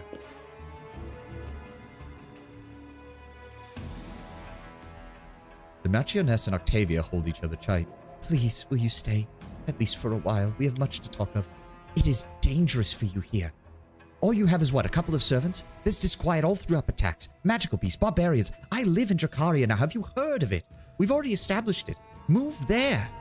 I'll be able to tell you what I've been doing all this time and show you what I've achieved.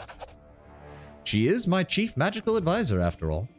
As you say, child, I'll begin packing immediately. Octavia hugs her mother again. I'll be waiting for you. I'm assuming this is a case where if you encourage either of their bad habits, it immediately leads to very bad endings here. Easy access to luxury. Yeah, like, I'm assuming I pay these guys a salary given that they're on my staff. Like, I keep most of the money in this central force, but you can't tell me that we can't make more money. Like, we're already bringing in quite a bit. All according to plan. You can thank me now. What else is around here? Nothing, from the looks of it. Child's play. You don't talk? Okay. Anything in the, what looks to be what's left of a kitchen over here? Nope. Okay, well, I guess that worked. I'm assuming, yeah, talk to Octavia when you get back to your, get back. Can we go back to my place? And time until Mother reveals she's tricking you and calling the Technic League. 10, 9, 8, oh god. That would suck.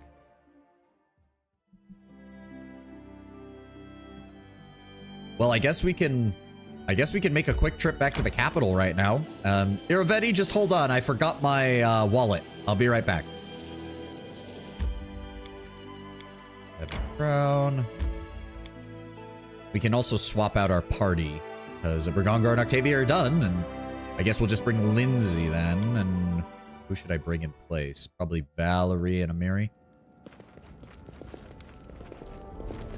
Where are you at, Octavia? There you are. Octavia stands beneath the tree. Well, this is supposed to be taking place outside, I guess. Looking once again at the fibula with the Della Viorni's coat of arms. Well then, no more mysteries. I know who I am now. She pins the fibula to her clothes. The hereditary Marchioness Della Fiorni. Beautiful words for someone called Hey You all of her childhood, aren't they? Now, Your Highness, I ask that you address me solely as Your Excellency from now on. Octavia's trying to maintain a solemn expression, but it only takes a few seconds before she breaks into laughter.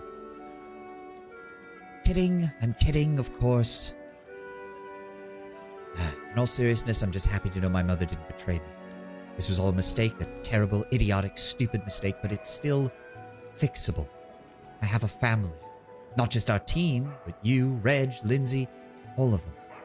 I wouldn't leave any of you for the world. Glad you found it in your heart to forgive your mother. The Marchioness is lucky to have a daughter like you. Truth be told, I'm not sure she deserved your forgiveness. Maybe she didn't, but so what? Unlike justice, mercy is meant for those who don't deserve it. It's all I ever thought about was serving justice. I would never have let Janusz go to save those poor souls. Would that have been better? Well, Your Highness, what's next? You have the entirety of the grand Della Fiorni family at your loyal vassals. Whatever you have planned, I'm here till the end.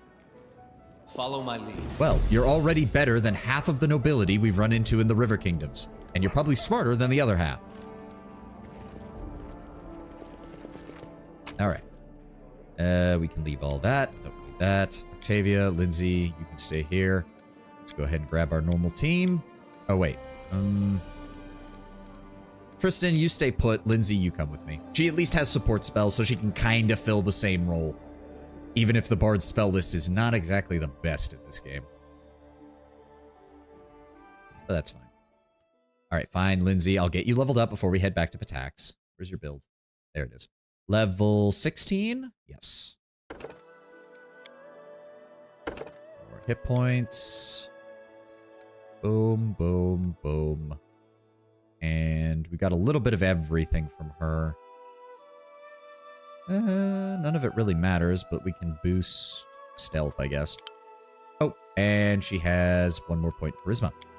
Very nice. What does it suggest for her spells? Freedom of movement, overwhelming presence, and waves of ecstasy. That makes sense to me. Overwhelming presence gives her a debuff ability, and waves of ecstasy can straight up turn off a good chunk of the enemy count. Very nice. Alrighty then. Bear hugs Lindsay. No, Lord Brown Bear, we know that's not what you want to do. You can't cover it up by euphemisms. Don't try it. Do not lewd the halfling. Fangbraid Keep. Back to Patax. Sorry, Irovetti. Sorry, had to go find my wallet. How dare you? We all know what you're thinking, Lord Brown Bear.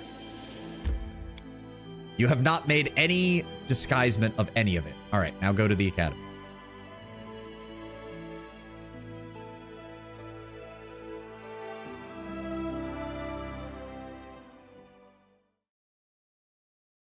Can I not appreciate Lindsay being cute, chittering dork that she is? You can, but we all know that's not what the only thing that you're admiring about her.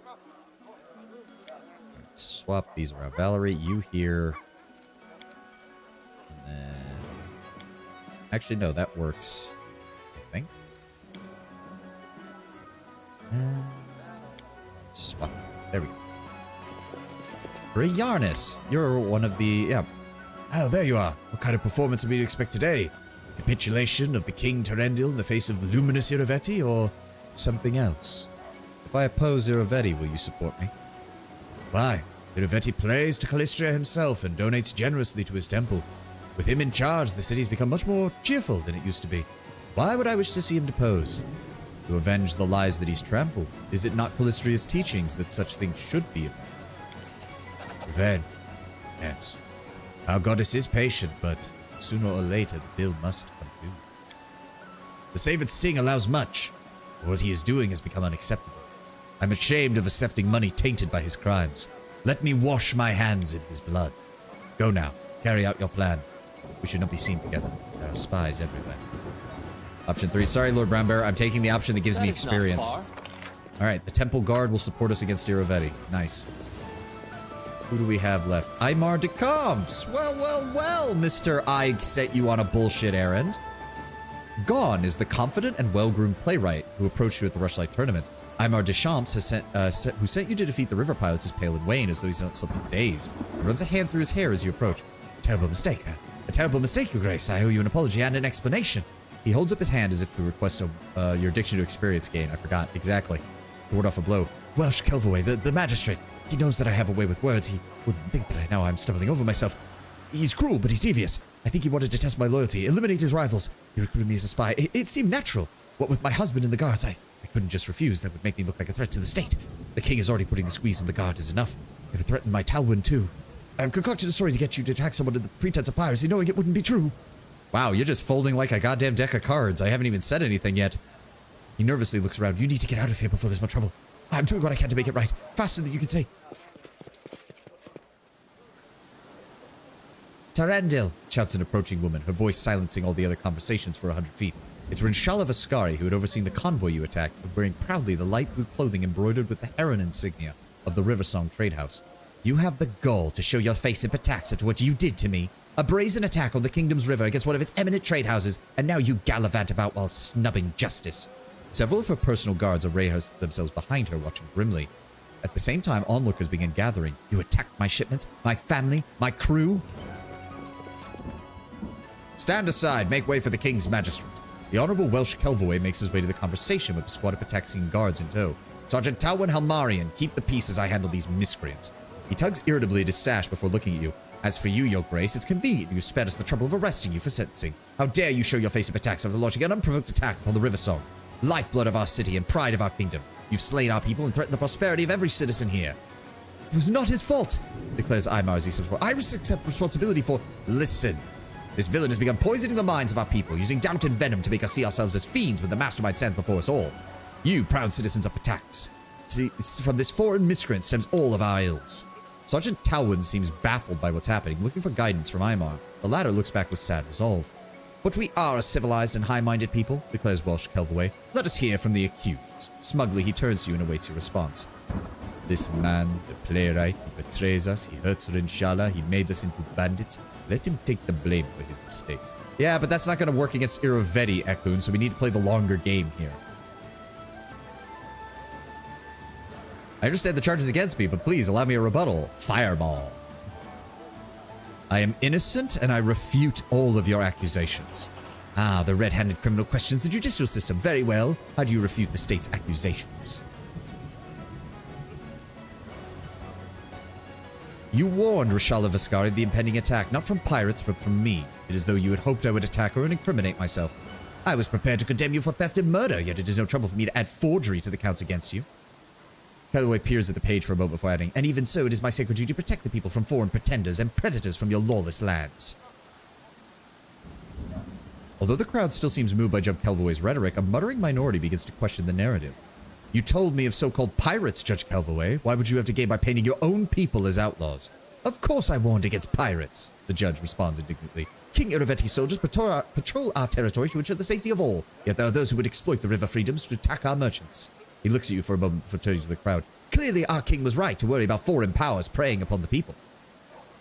Although the crowd seems to be moved, the minority is still questioning his narrative. The playwright, Aymar Deschamps, asked me to attack the Viscari convoy, though he misinformed me about my target's identity. It's true, he proclaims, eliciting a gasp from Talwyn. I concocted a story to get Tarendil in trouble. We would not be here now if not for my deception. Tell them who made you do this.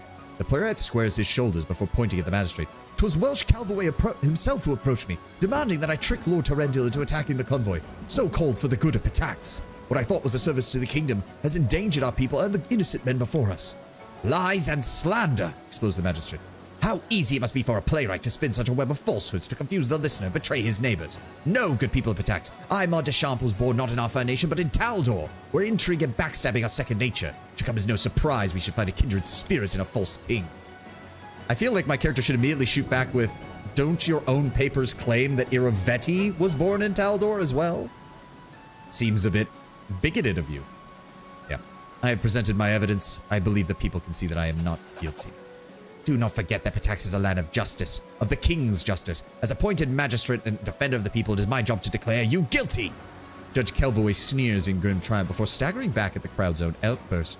Clearly he was hoping for the grudging support of the onlookers rather than hate you for attacking Viscari's convoy. Most people seem to sympathize with you and blame Kelvaway for framing you. He tugs at his sash so hard it nearly tears before spinning to leave. Run like the coward you are. If I find you at Irovetti's side, it will not save you. He may let you leave, but I do not. For River Song. Oh, well, she said it, not me. Take him down, people. I grant you death.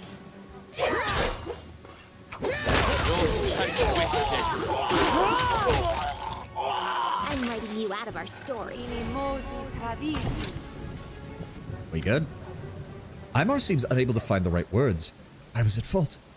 I was ready to accept the blame, but you didn't even blame me. I don't understand, Your Grace. I'm grateful. You could have abandoned me for my wrongdoings, yet you shielded me. I will not forget this. Sergeant Talwyn approaches and puts a comforting hand on his husband's shoulder. I don't understand what any of this just happened. He admits. He gives Aymar a scolding look before returning to you. I'm sure that my husband will be happy to explain it later. I could tell that he was in trouble and you stepped in to protect him where I might not have been able to. I appreciate it, Your Grace. I want you to know that we, the guards, are outraged by King Irovetti's actions and his cruel policies. Walsh might have wanted to provoke me to a result and use it against the guard. Please take this. Before I donned the uniform of attacks, I wore this as a sellsword. Oh, good. So if there were any guards left who weren't on my side, they're definitely on my side now after having been used like that. As Aymar and Talwyn depart, Rinshala approaches you. I would be overjoyed if not for the deaths of my own people, but at least justice was served. This makes us even. She gives you a shallow bow and departs for the docks. Oh, maybe we should head back to the docks and double check on her. See if maybe we can bring her in on the rest of the trade houses. That would probably be a good idea. All right, Temple Guard had a handful of basic equipment. And Calloway had Swift Injustice. +4 Kukri deals 2 additional damage to helpless targets. A Masterwork Kukri, a Ring of Protection, and Bard Battle of the Century. Unrivaled Animeti Belivar to share the stage with 2 foreign stars. Maestro Ranunculus, the Silver-Hearted Tongue Stealer, Faraway Lands. KR, the Towering Troll Bard from across the sea. Huh. Event sponsored by Patak City's esteemed magistrates. For tickets, contact your town hall representatives. In due time. All right. Hold on. Let's check to make sure there's nothing else in the area down here. Taxiing soldier. All according Doesn't to plan. look like we missed anything. Nope. All right. Also doesn't appear that we can walk on the grass. No, we cannot. All right. So we have this one over here. Italia Guitarin. So you've come to give your crown to Irovetti. Don't you worry, your highness. Take good care of your lands. Lindsay steps forward with a triumphant smile on her face. Headmaster Guitarin, have you read the book? The book about the academy, Patax, Irovetti, so on? An amusing little work, wouldn't you say? I am a lawful subject of His Highness Irovetti. You think I would read a book that was forbidden by his personal order? As far as I know, this book consists of nothing but dirty slander and groundless insults against our citizens, and a direct incitement to riot against the lawful king. I would not touch it even if it weren't forbidden. But nonetheless, we have no time to discuss books, even popular ones. You came to see His Highness, did you not? Go and speak with him. Perhaps you'll have time to discuss literature after you finish your business. Oh, we'll talk. Don't you worry. We'll have something to say to him. If kind of the problem was just launching a book randomly. Yep. If you knew what I know about Irovetti, you wouldn't be serving him. Really? And what do you know? The members of the families that he kidnapped are dead, and their bones lie at the bottom of the underground pool. I expected as much. But the war between Irovetti and the trade houses does not concern me or my students. The academy was founded by the old families, and I am not wasn't founded by them, and I am not beholden to them. Pirate gang Ioranuski worked for him. So what? This is Patax. Every other person here is connected to pirates in some way. I have proof that Irovetti intentionally bred monsters. If Irovetti uses monsters instead of soldiers, fewer citizens will die. He bought a whole army of bards to Littleton and used them to crush his enemies. That's where my best students are? He created the academy not for love of the arts, but to train a new branch of his military? An outrage! That is troubling. It's between me, His Highness, and my own conscience. You won't persuade me to betray my patron. This conversation is over. Really? Okay, well, I guess you're gonna die later. Sucks to be you, lady. That it? No Annabelle Animete Belivar, whatever the fuck her name is? I would have expected her to be here too. But yeah, we can't talk to anybody else. Oh, there she is. Animete Belivar, the most celebrated of all Pataxian bards, approaches you with a sweet smile. Just listen to her, how loyal she is, her protector. Oh, how much she and her students owe to him. It's disgusting to hear this spineless creature crawling back to her master. You seem to hate Irovetti, Animete. Why is that? For the same reason that he is hated by every Pataxian girl or boy unlikely enough to catch the stinking pig's eye. He doesn't take no for an answer, and he treats this whole city as a personal harem. When he failed to seduce me, he tried to buy me. When he failed to buy me, he tried taking me by force. When that failed, he tried to put a spell on me using a strange artifact. Praise Callistria. The magic did not work, but I swear by the goddess what I would not give to have my own revenge. For myself and for the countless others less fortunate. What artifact? I do not know. It looks to be a piece of driftwood, perhaps a wooden sword. I really do not want to talk about it, forgive me. In a nutshell, the pig invited me to yet another romantic dinner, snuck up from behind me and poked me in the back with a stick. I don't know what he expected, but it didn't work. I immediately realized he was trying to pull a spell on me. I was consumed by such rage as I had never felt in my entire life. I was ashamed to recall that a scene that I made. I screamed, flipped over the table, splashed him with wine. Oh, you know what? Actually, I'm not ashamed of it at all. The look of his unshaven snout dripping with wine is the only pleasant memory I have of the whole evening. What do you want, Lady Animete? I have a business proposal. I have influence at Patax. I can rouse the remaining students of the academy to rebel against Irovetti. None of them will listen to that old hag Italia. It's a few hundred healthy boys and girls, many of whom know how to wield magic. Trust me, Your Grace. You'd prefer them fighting for you, not against you. In return, I ask that you keep the academy open after you win the crown and make me its new headmaster. Ekun's piercing eyes never leave the bard. Wearing colorful feathers and singing sweet songs does not change a cobra's nature. Do not listen to the song and do not let her infatuate you. Until now, you served Irovetti loyally, working against me just like Italia. Why should I trust you? There is no such thing as loyalty. I should know, after all, it was us bards who invented it. It's a fairy tale that rulers use naive fools and make them work for free and die for someone else's interest with a happy smile on their face. The deal I'm proposing puts me on a limb, not you. I rarely make such an offer. To do a job in advance without any guarantee on your part apart from our word, of course, it's a terrible risk. But I'm ready to take it for the advantage of revenge. You, on the other hand, risk nothing. Loyalty was made up by bards, you say? I suppose those with the gift of weaving words often think themselves the master of the hearts. They knew the true dangers of battle and the true price of loyalty and camaraderie. They would not sing of their power so confidently. You drive a hard bargain, Lady Anamede, but I will require someone who's at least somewhat loyal to me, rather than an Irovetti loyalist in charge of the academy. Lead the rebellion against Irovetti from here, and I will make you the new headmaster of the academy. You will not regret it. I shall meet you in front of the palace. I must speak with the students. That is not far. Alright, let's double back to the docks to see if what's-her-name is willing to talk to me again. And if not, I guess it's time to, finish this up. Follow Anybody here? Lord Nusky is here. Anybody? Is she not actually here? Doesn't look like she's actually here. That's a shame. Maybe she's in the bar? It's the only other place I can think of. Nope. Alright. Guess we can't do anything with the River Song Trade House, although maybe she'll show up since we convinced the other guy with proof of the deaths of the noble families. Alright. Moscone, are you sure there's nothing I can do to convince you? Because it looks like you're going to be standing alone. Yep. Alright. Fair enough. In due time. Alright. Gaspar, Rel, or Say. Alright, I think it's time. Ready for anything. What troubles you? Bone Fists. Jubilos, give me haste. I know what to do. And let's see here. Oh, that's Empower. That. Let's just go for the big one right away.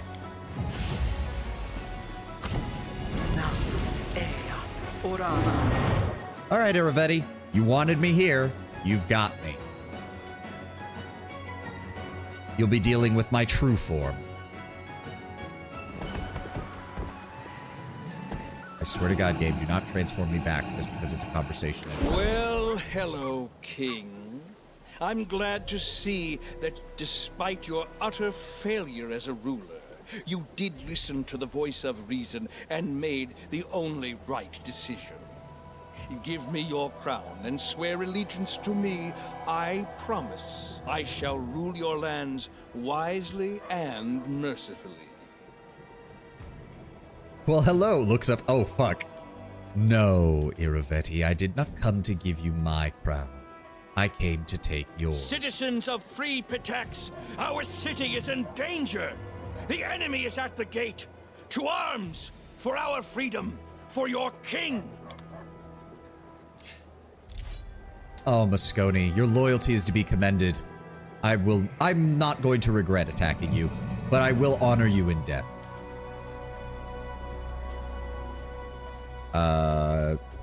Okay. Yep, I stabbed thee with mine own heart, bitch. Yep, I was wondering why she was talking, but nope. Anamede taking care of that. Listen to me, students. Today we shall be rid of the old buzzard for King Tarendil. There we go. Oh, yep, he's already like shit. City guard, the king is destroying the city. Arrest Irovetti.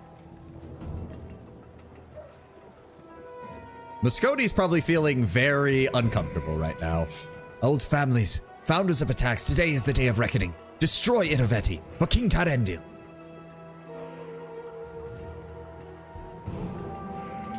River Blades, there he is. Get Irovetti for the true king, Tarendil. Undermined his city from under him. Well, from the sound of it, the last few years has made things really bad for him. He's done things that have pissed everybody off. Calistria, damn Irovetti, the blasphemous usurper. Temple guard for the King Tarendil. Yeah, I didn't see any way to talk to the Thieves Guild, so they're about to have a very bad day. All right. Moscone, I did promise you that I would fight you myself. Let us strike as one. Mary, go deal with the Pataxian Wardens. Ekun, you and Lindsay joined in on the bandits. Serves you right. You have to talk to the Shifty Gnome at the port. I didn't see a Shifty Gnome at the port. I didn't see a Shifty Gnome at the port at all. We went back to the port like 3 times. Oh well. I'm a lawful evil ruler anyways. And Moscone's down.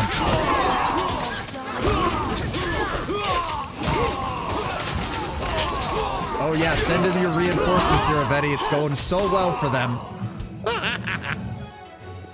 That's what happens when you fight a dragon.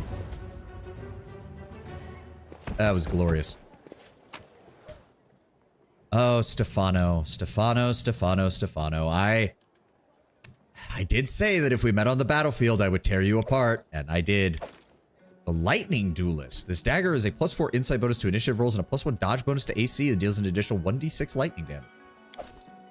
Deadly Grace. +1 keen agile rapier. Not bad. Not bad. The Guard Captain. Oh, wait. The Guard Captain died? When? How? Is that like scripted? Who killed him? Oh well.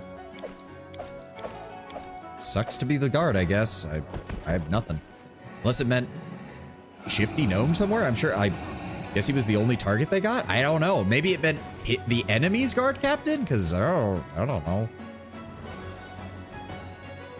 Regardless, I mean, we rallied everyone except the Thieves Guild. Surely that's a good thing, but I don't know. My character would not have sided with the Thieves Guild unless there was a very, very good reason to do so.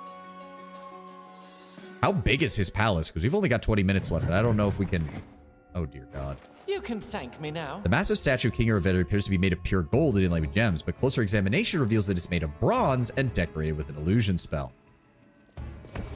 Do you guys really want to get in my way? It's King Tarendil. Really? Are you really gonna try this? What a coincidence. Do you know how much Irovetti promised for his head? I am a dragon, good sir. You really want to try me right now? Can we handle him? He doesn't look like he'll go down easy. I am a motherfucking dragon. Don't be a coward. We'll manage. Surrender in the name of King Irovetti. I'm going to tear you asunder right now. I suggest the rest of you run. None of the rest of you are running? Okay. I can work with this. 1, and 2, and 3.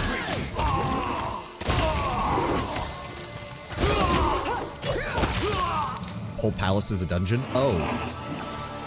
Okay. More of Patax's elite troops utterly wrecked because they decided to fight a dragon indoors. Well, let's start exploring. We need to try something. You are shitting me. You son of a bitch, Gabe. Applause, please. Thank you, Lindsay. Any last wishes? Oh, god damn it. Nope. Pull back out of the room. Let them come to us. What the fuck? Avinash Jurd. Who the fuck is that? Okay, can we get out of the way? Oh, they can't even get to me. Oh, now they can. Doesn't matter. I'll take care of it.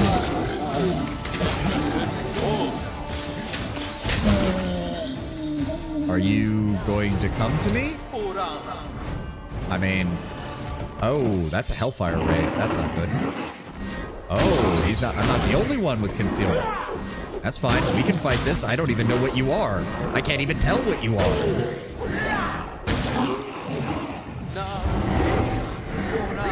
Wow, you have a lot of spells. There we go. Knock him over. There we go. I don't... What was that? Who were you? Hold on. Inspect. Where is it?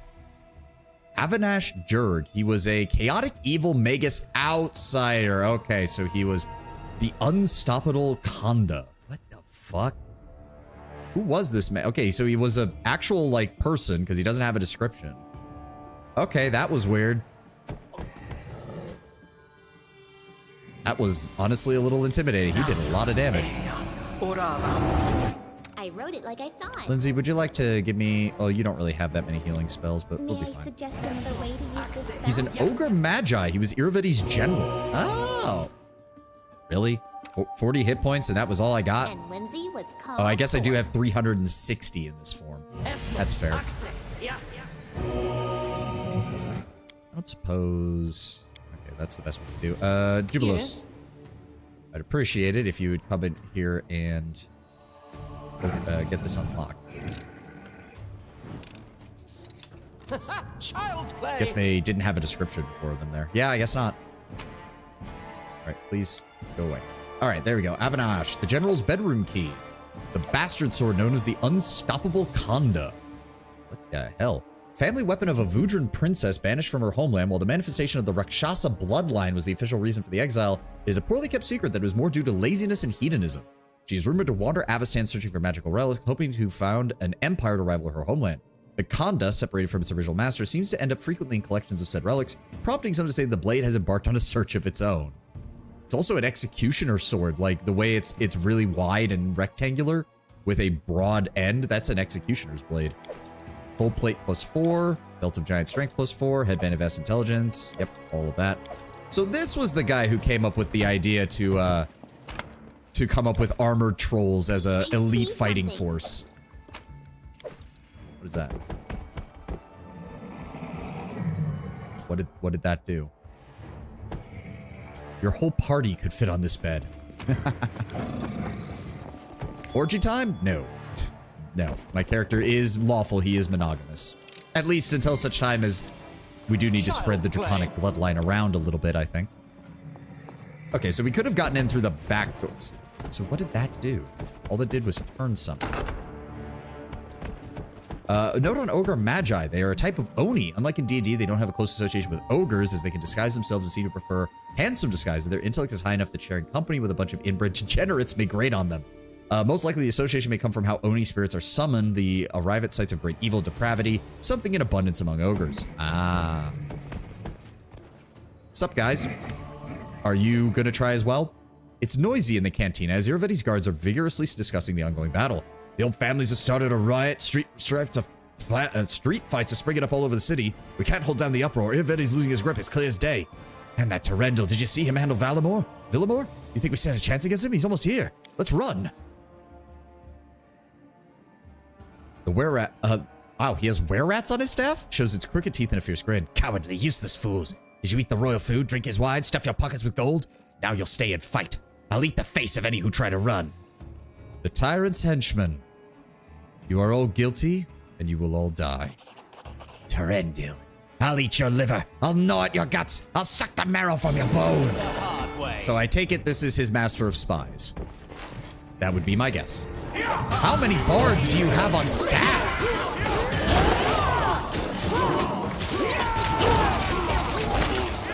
Oh, there goes his front line.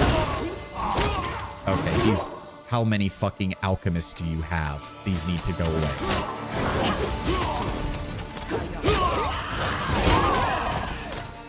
There you are. I mean, you can try. You are attacking a lot of my mere images, but... Yep, there he goes. Down on the ground. And dead. Who's left? Nobody? Good. Good lord. Yep, so we're just tearing our way through Irovetti's best troops. The default Pitax Warden is part bard. Ah. So what did he have? He had one of the pieces of Sky Metal. Nice. He had the All Slayer. This +5 keen short sword deals divine damage instead of physical, bypassing any damage reduction, resistance, or immunity.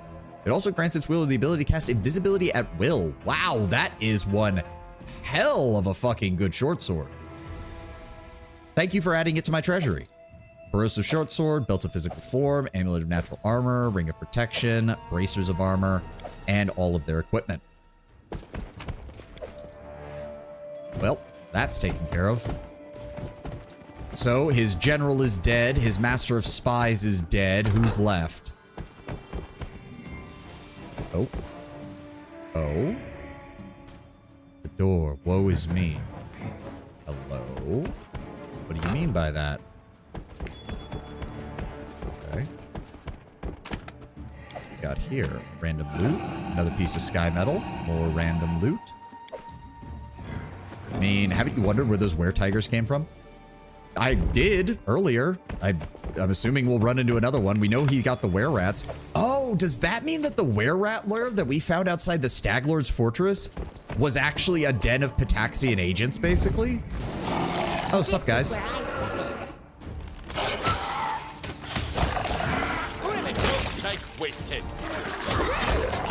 Go, 3 more were-rats down. Another door in here. Very big door, too.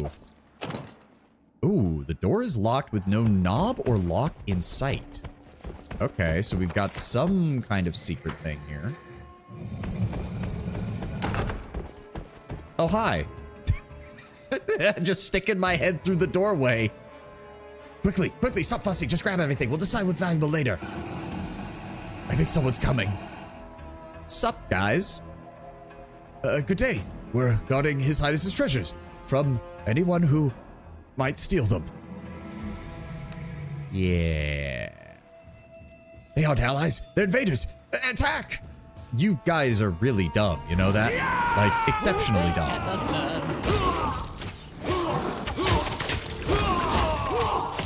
Nowhere to run. Fortunately, yeah, I can't even fit into the room when we're in combat. Like, I'm so big, I was literally just sticking my head through and biting them. They weren't even defending that much, really. Oh, door's locked from the other side. Okay, that's as far as we can go this way, then. Wait, there's a whole other level up there. How the fuck do I... Oh, I assumed that the stairs were a transition point, but no, they're just physical stairs. Oh, hold on. Lost. Rare rats are sort of prolific among lycanthropes. You can thank me now. Oh, golden golems. Wait, this probably leads to Irovetti himself. I want to hold off on that then. Okay, so we have this way, which I think was a secret door.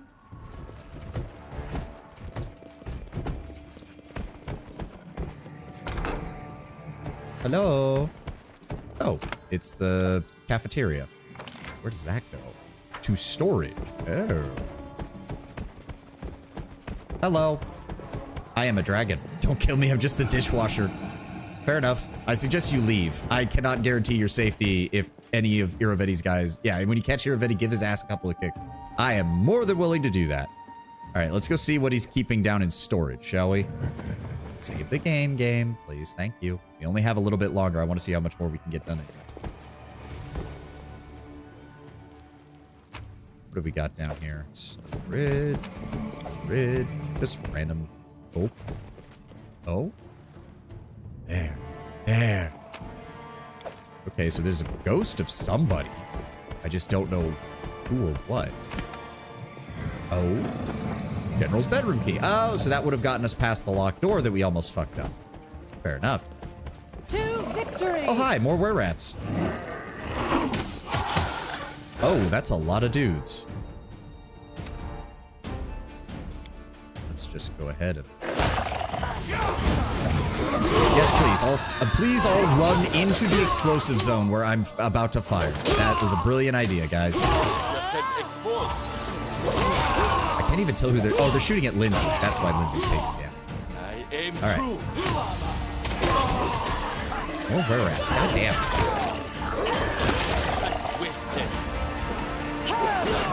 Yeah, my dragon form is starting to become a bit of a hindrance indoors. Please kill him before he throws another bomb. Thank you. Oh, that one had another bombardier's vest. Basic armor. An entire force of his elite guard wiped out in a single match. Sounds about right. Nothing really. I mean, I suppose he's already emptied most of his armory to equip his guards that I am now currently slaughtering. So I suppose I shouldn't be surprised that there's not much in most of these containers. Oh. Back it up. Thank you, People Lost. Child's play. Okay, so the storage area is actually quite large. You were not kidding about this being a full-blown dungeon, Lord Brownbear. Okay, that leads back up to the palace steps. We've already cleared out all of that. I'm not seeing anything else over here. Oh, we're in the actual prison section. Child's play. Is anybody in here? Nope. Not seeing anybody. Hold on. No, that's empty. That's strange. You can thank me now. Hannes Relic. Wait. You barely recognize the man sitting on the cell. He's changed over the years since you saw Baron Hannes Drelev at the formal reception in Restov. Once muscular arms are now thin, his skin is pale, his eyes sunken. He's sitting on the floor staring at his hands. Oh, it's the guy who was in charge of Glenabon, wasn't it? What have we here? There are no active spells on Drelev, but you notice some traces of a strange magical aura. It reminds you of the ones that filled the chamber under the old sycamore where you fought Cartuccio. One could assume that these traces were left by some powerful artifact, but there's no guarantee of that. Baron Drelev, I did not expect to see you here. The Baron's lips begin to tremble, but he doesn't lift his eyes from his hands. Just when he begins to sense that you won't be getting an answer, he speaks softly. You are too late. Baron Hannes Drelev is dead. There is only a corpse. I must speak to you. Why do you claim that you're dead? Yes. If you're dead, then how are you speaking? I don't know. He shrugs ever so slightly. You seem to be out of your mind. You look alive, if a little unhealthy. Look closer. He lifts his hand and probes the skin on his cheek with the trembling fingers. It's pale, but quite healthy. The skin peels away. Fingers rotten to the bone. His corpse has no eyes, no heart, no stomach. Nothing. Smell. I reek of dead fish. What are you doing in the prison? The Baron left Restov for Glenabon. Stumbled into an ambush. Irovetti slaughtered his people and captured them. No one would pay a ransom for Baron Hannes Drelev. Irovetti killed him. How did you die? He keeps a monster as a servant, a pet naga. It assumes different shapes for him, but that's not important. He gave her a weapon, a wooden sword, magic. He told her to pierce Drelev with it, and she did, and Drelev died. If you're dead, then a priest can resurrect you. Priest. Priest?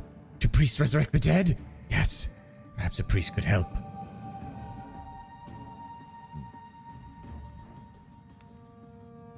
Chaotic good, but I'm mainly doing it just to piss off Irovetti. Irovetti obviously wanted this man broken, so I want to let him go just because I want to piss off Irovetti. Go get help. Ugh. Oh. You have a gargoyle on your staff? Really? Oh, god damn it. I thought we had enough room. Get past it. Get past it. You below us. Get the fuck out of the way. There we go.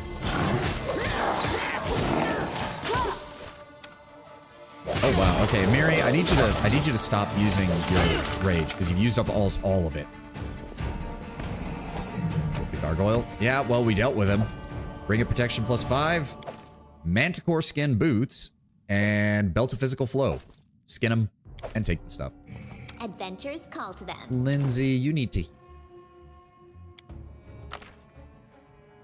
go. And go. Miri, go ahead and down some potions, please. And there we go. Everybody looking good? Everybody's looking good. Oh, found something. Oh, broaden the passage by force. Ooh. Plus 10. What's her athletics? Plus 30. Ooh. Do we have anything that adds more strength? Don't I have... Skill checks. There we go. Throw that on Amiri. There we go. And then Lindsay, go ahead and use, where is it? Inspire competence? Something more simple, like... Snooze. Lindsay the Great? Where is it? Fascinate. Inspire competence. There go. Done And waiting. Miri. That was easy. There we go. Run faster by 4. 8 hours! Well, that used up my buffs. Fuck you, All game. according to plan. What is this? The truth about the Ripper.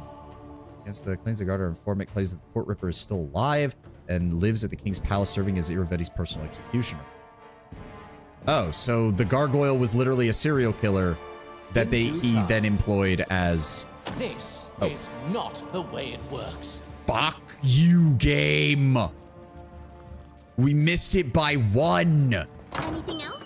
And then Lindsay managed to get it. Goddamn, Lindsay, you're amazing. Referred Tibulius Valsteri. Irovetti's a shithead. Yep. Unfortunately, that's what we're going to have to call it for right now. So... we will be continuing this tomorrow, and I am actually looking forward to it because I have no idea what's going on here in Irovetti's castle right now. Thank you all for being here. Thank you all for joining me. We dealt with a lot of issues with the dragon. I love being a dragon in this game. It's so fucking good. I hope you all have a wonderful start to your week and a glorious rest of your day. I'm going to get going. Let's go find somebody to raid real fast and get the hell out of here. Who have we got on right now? Who is on right now? Do.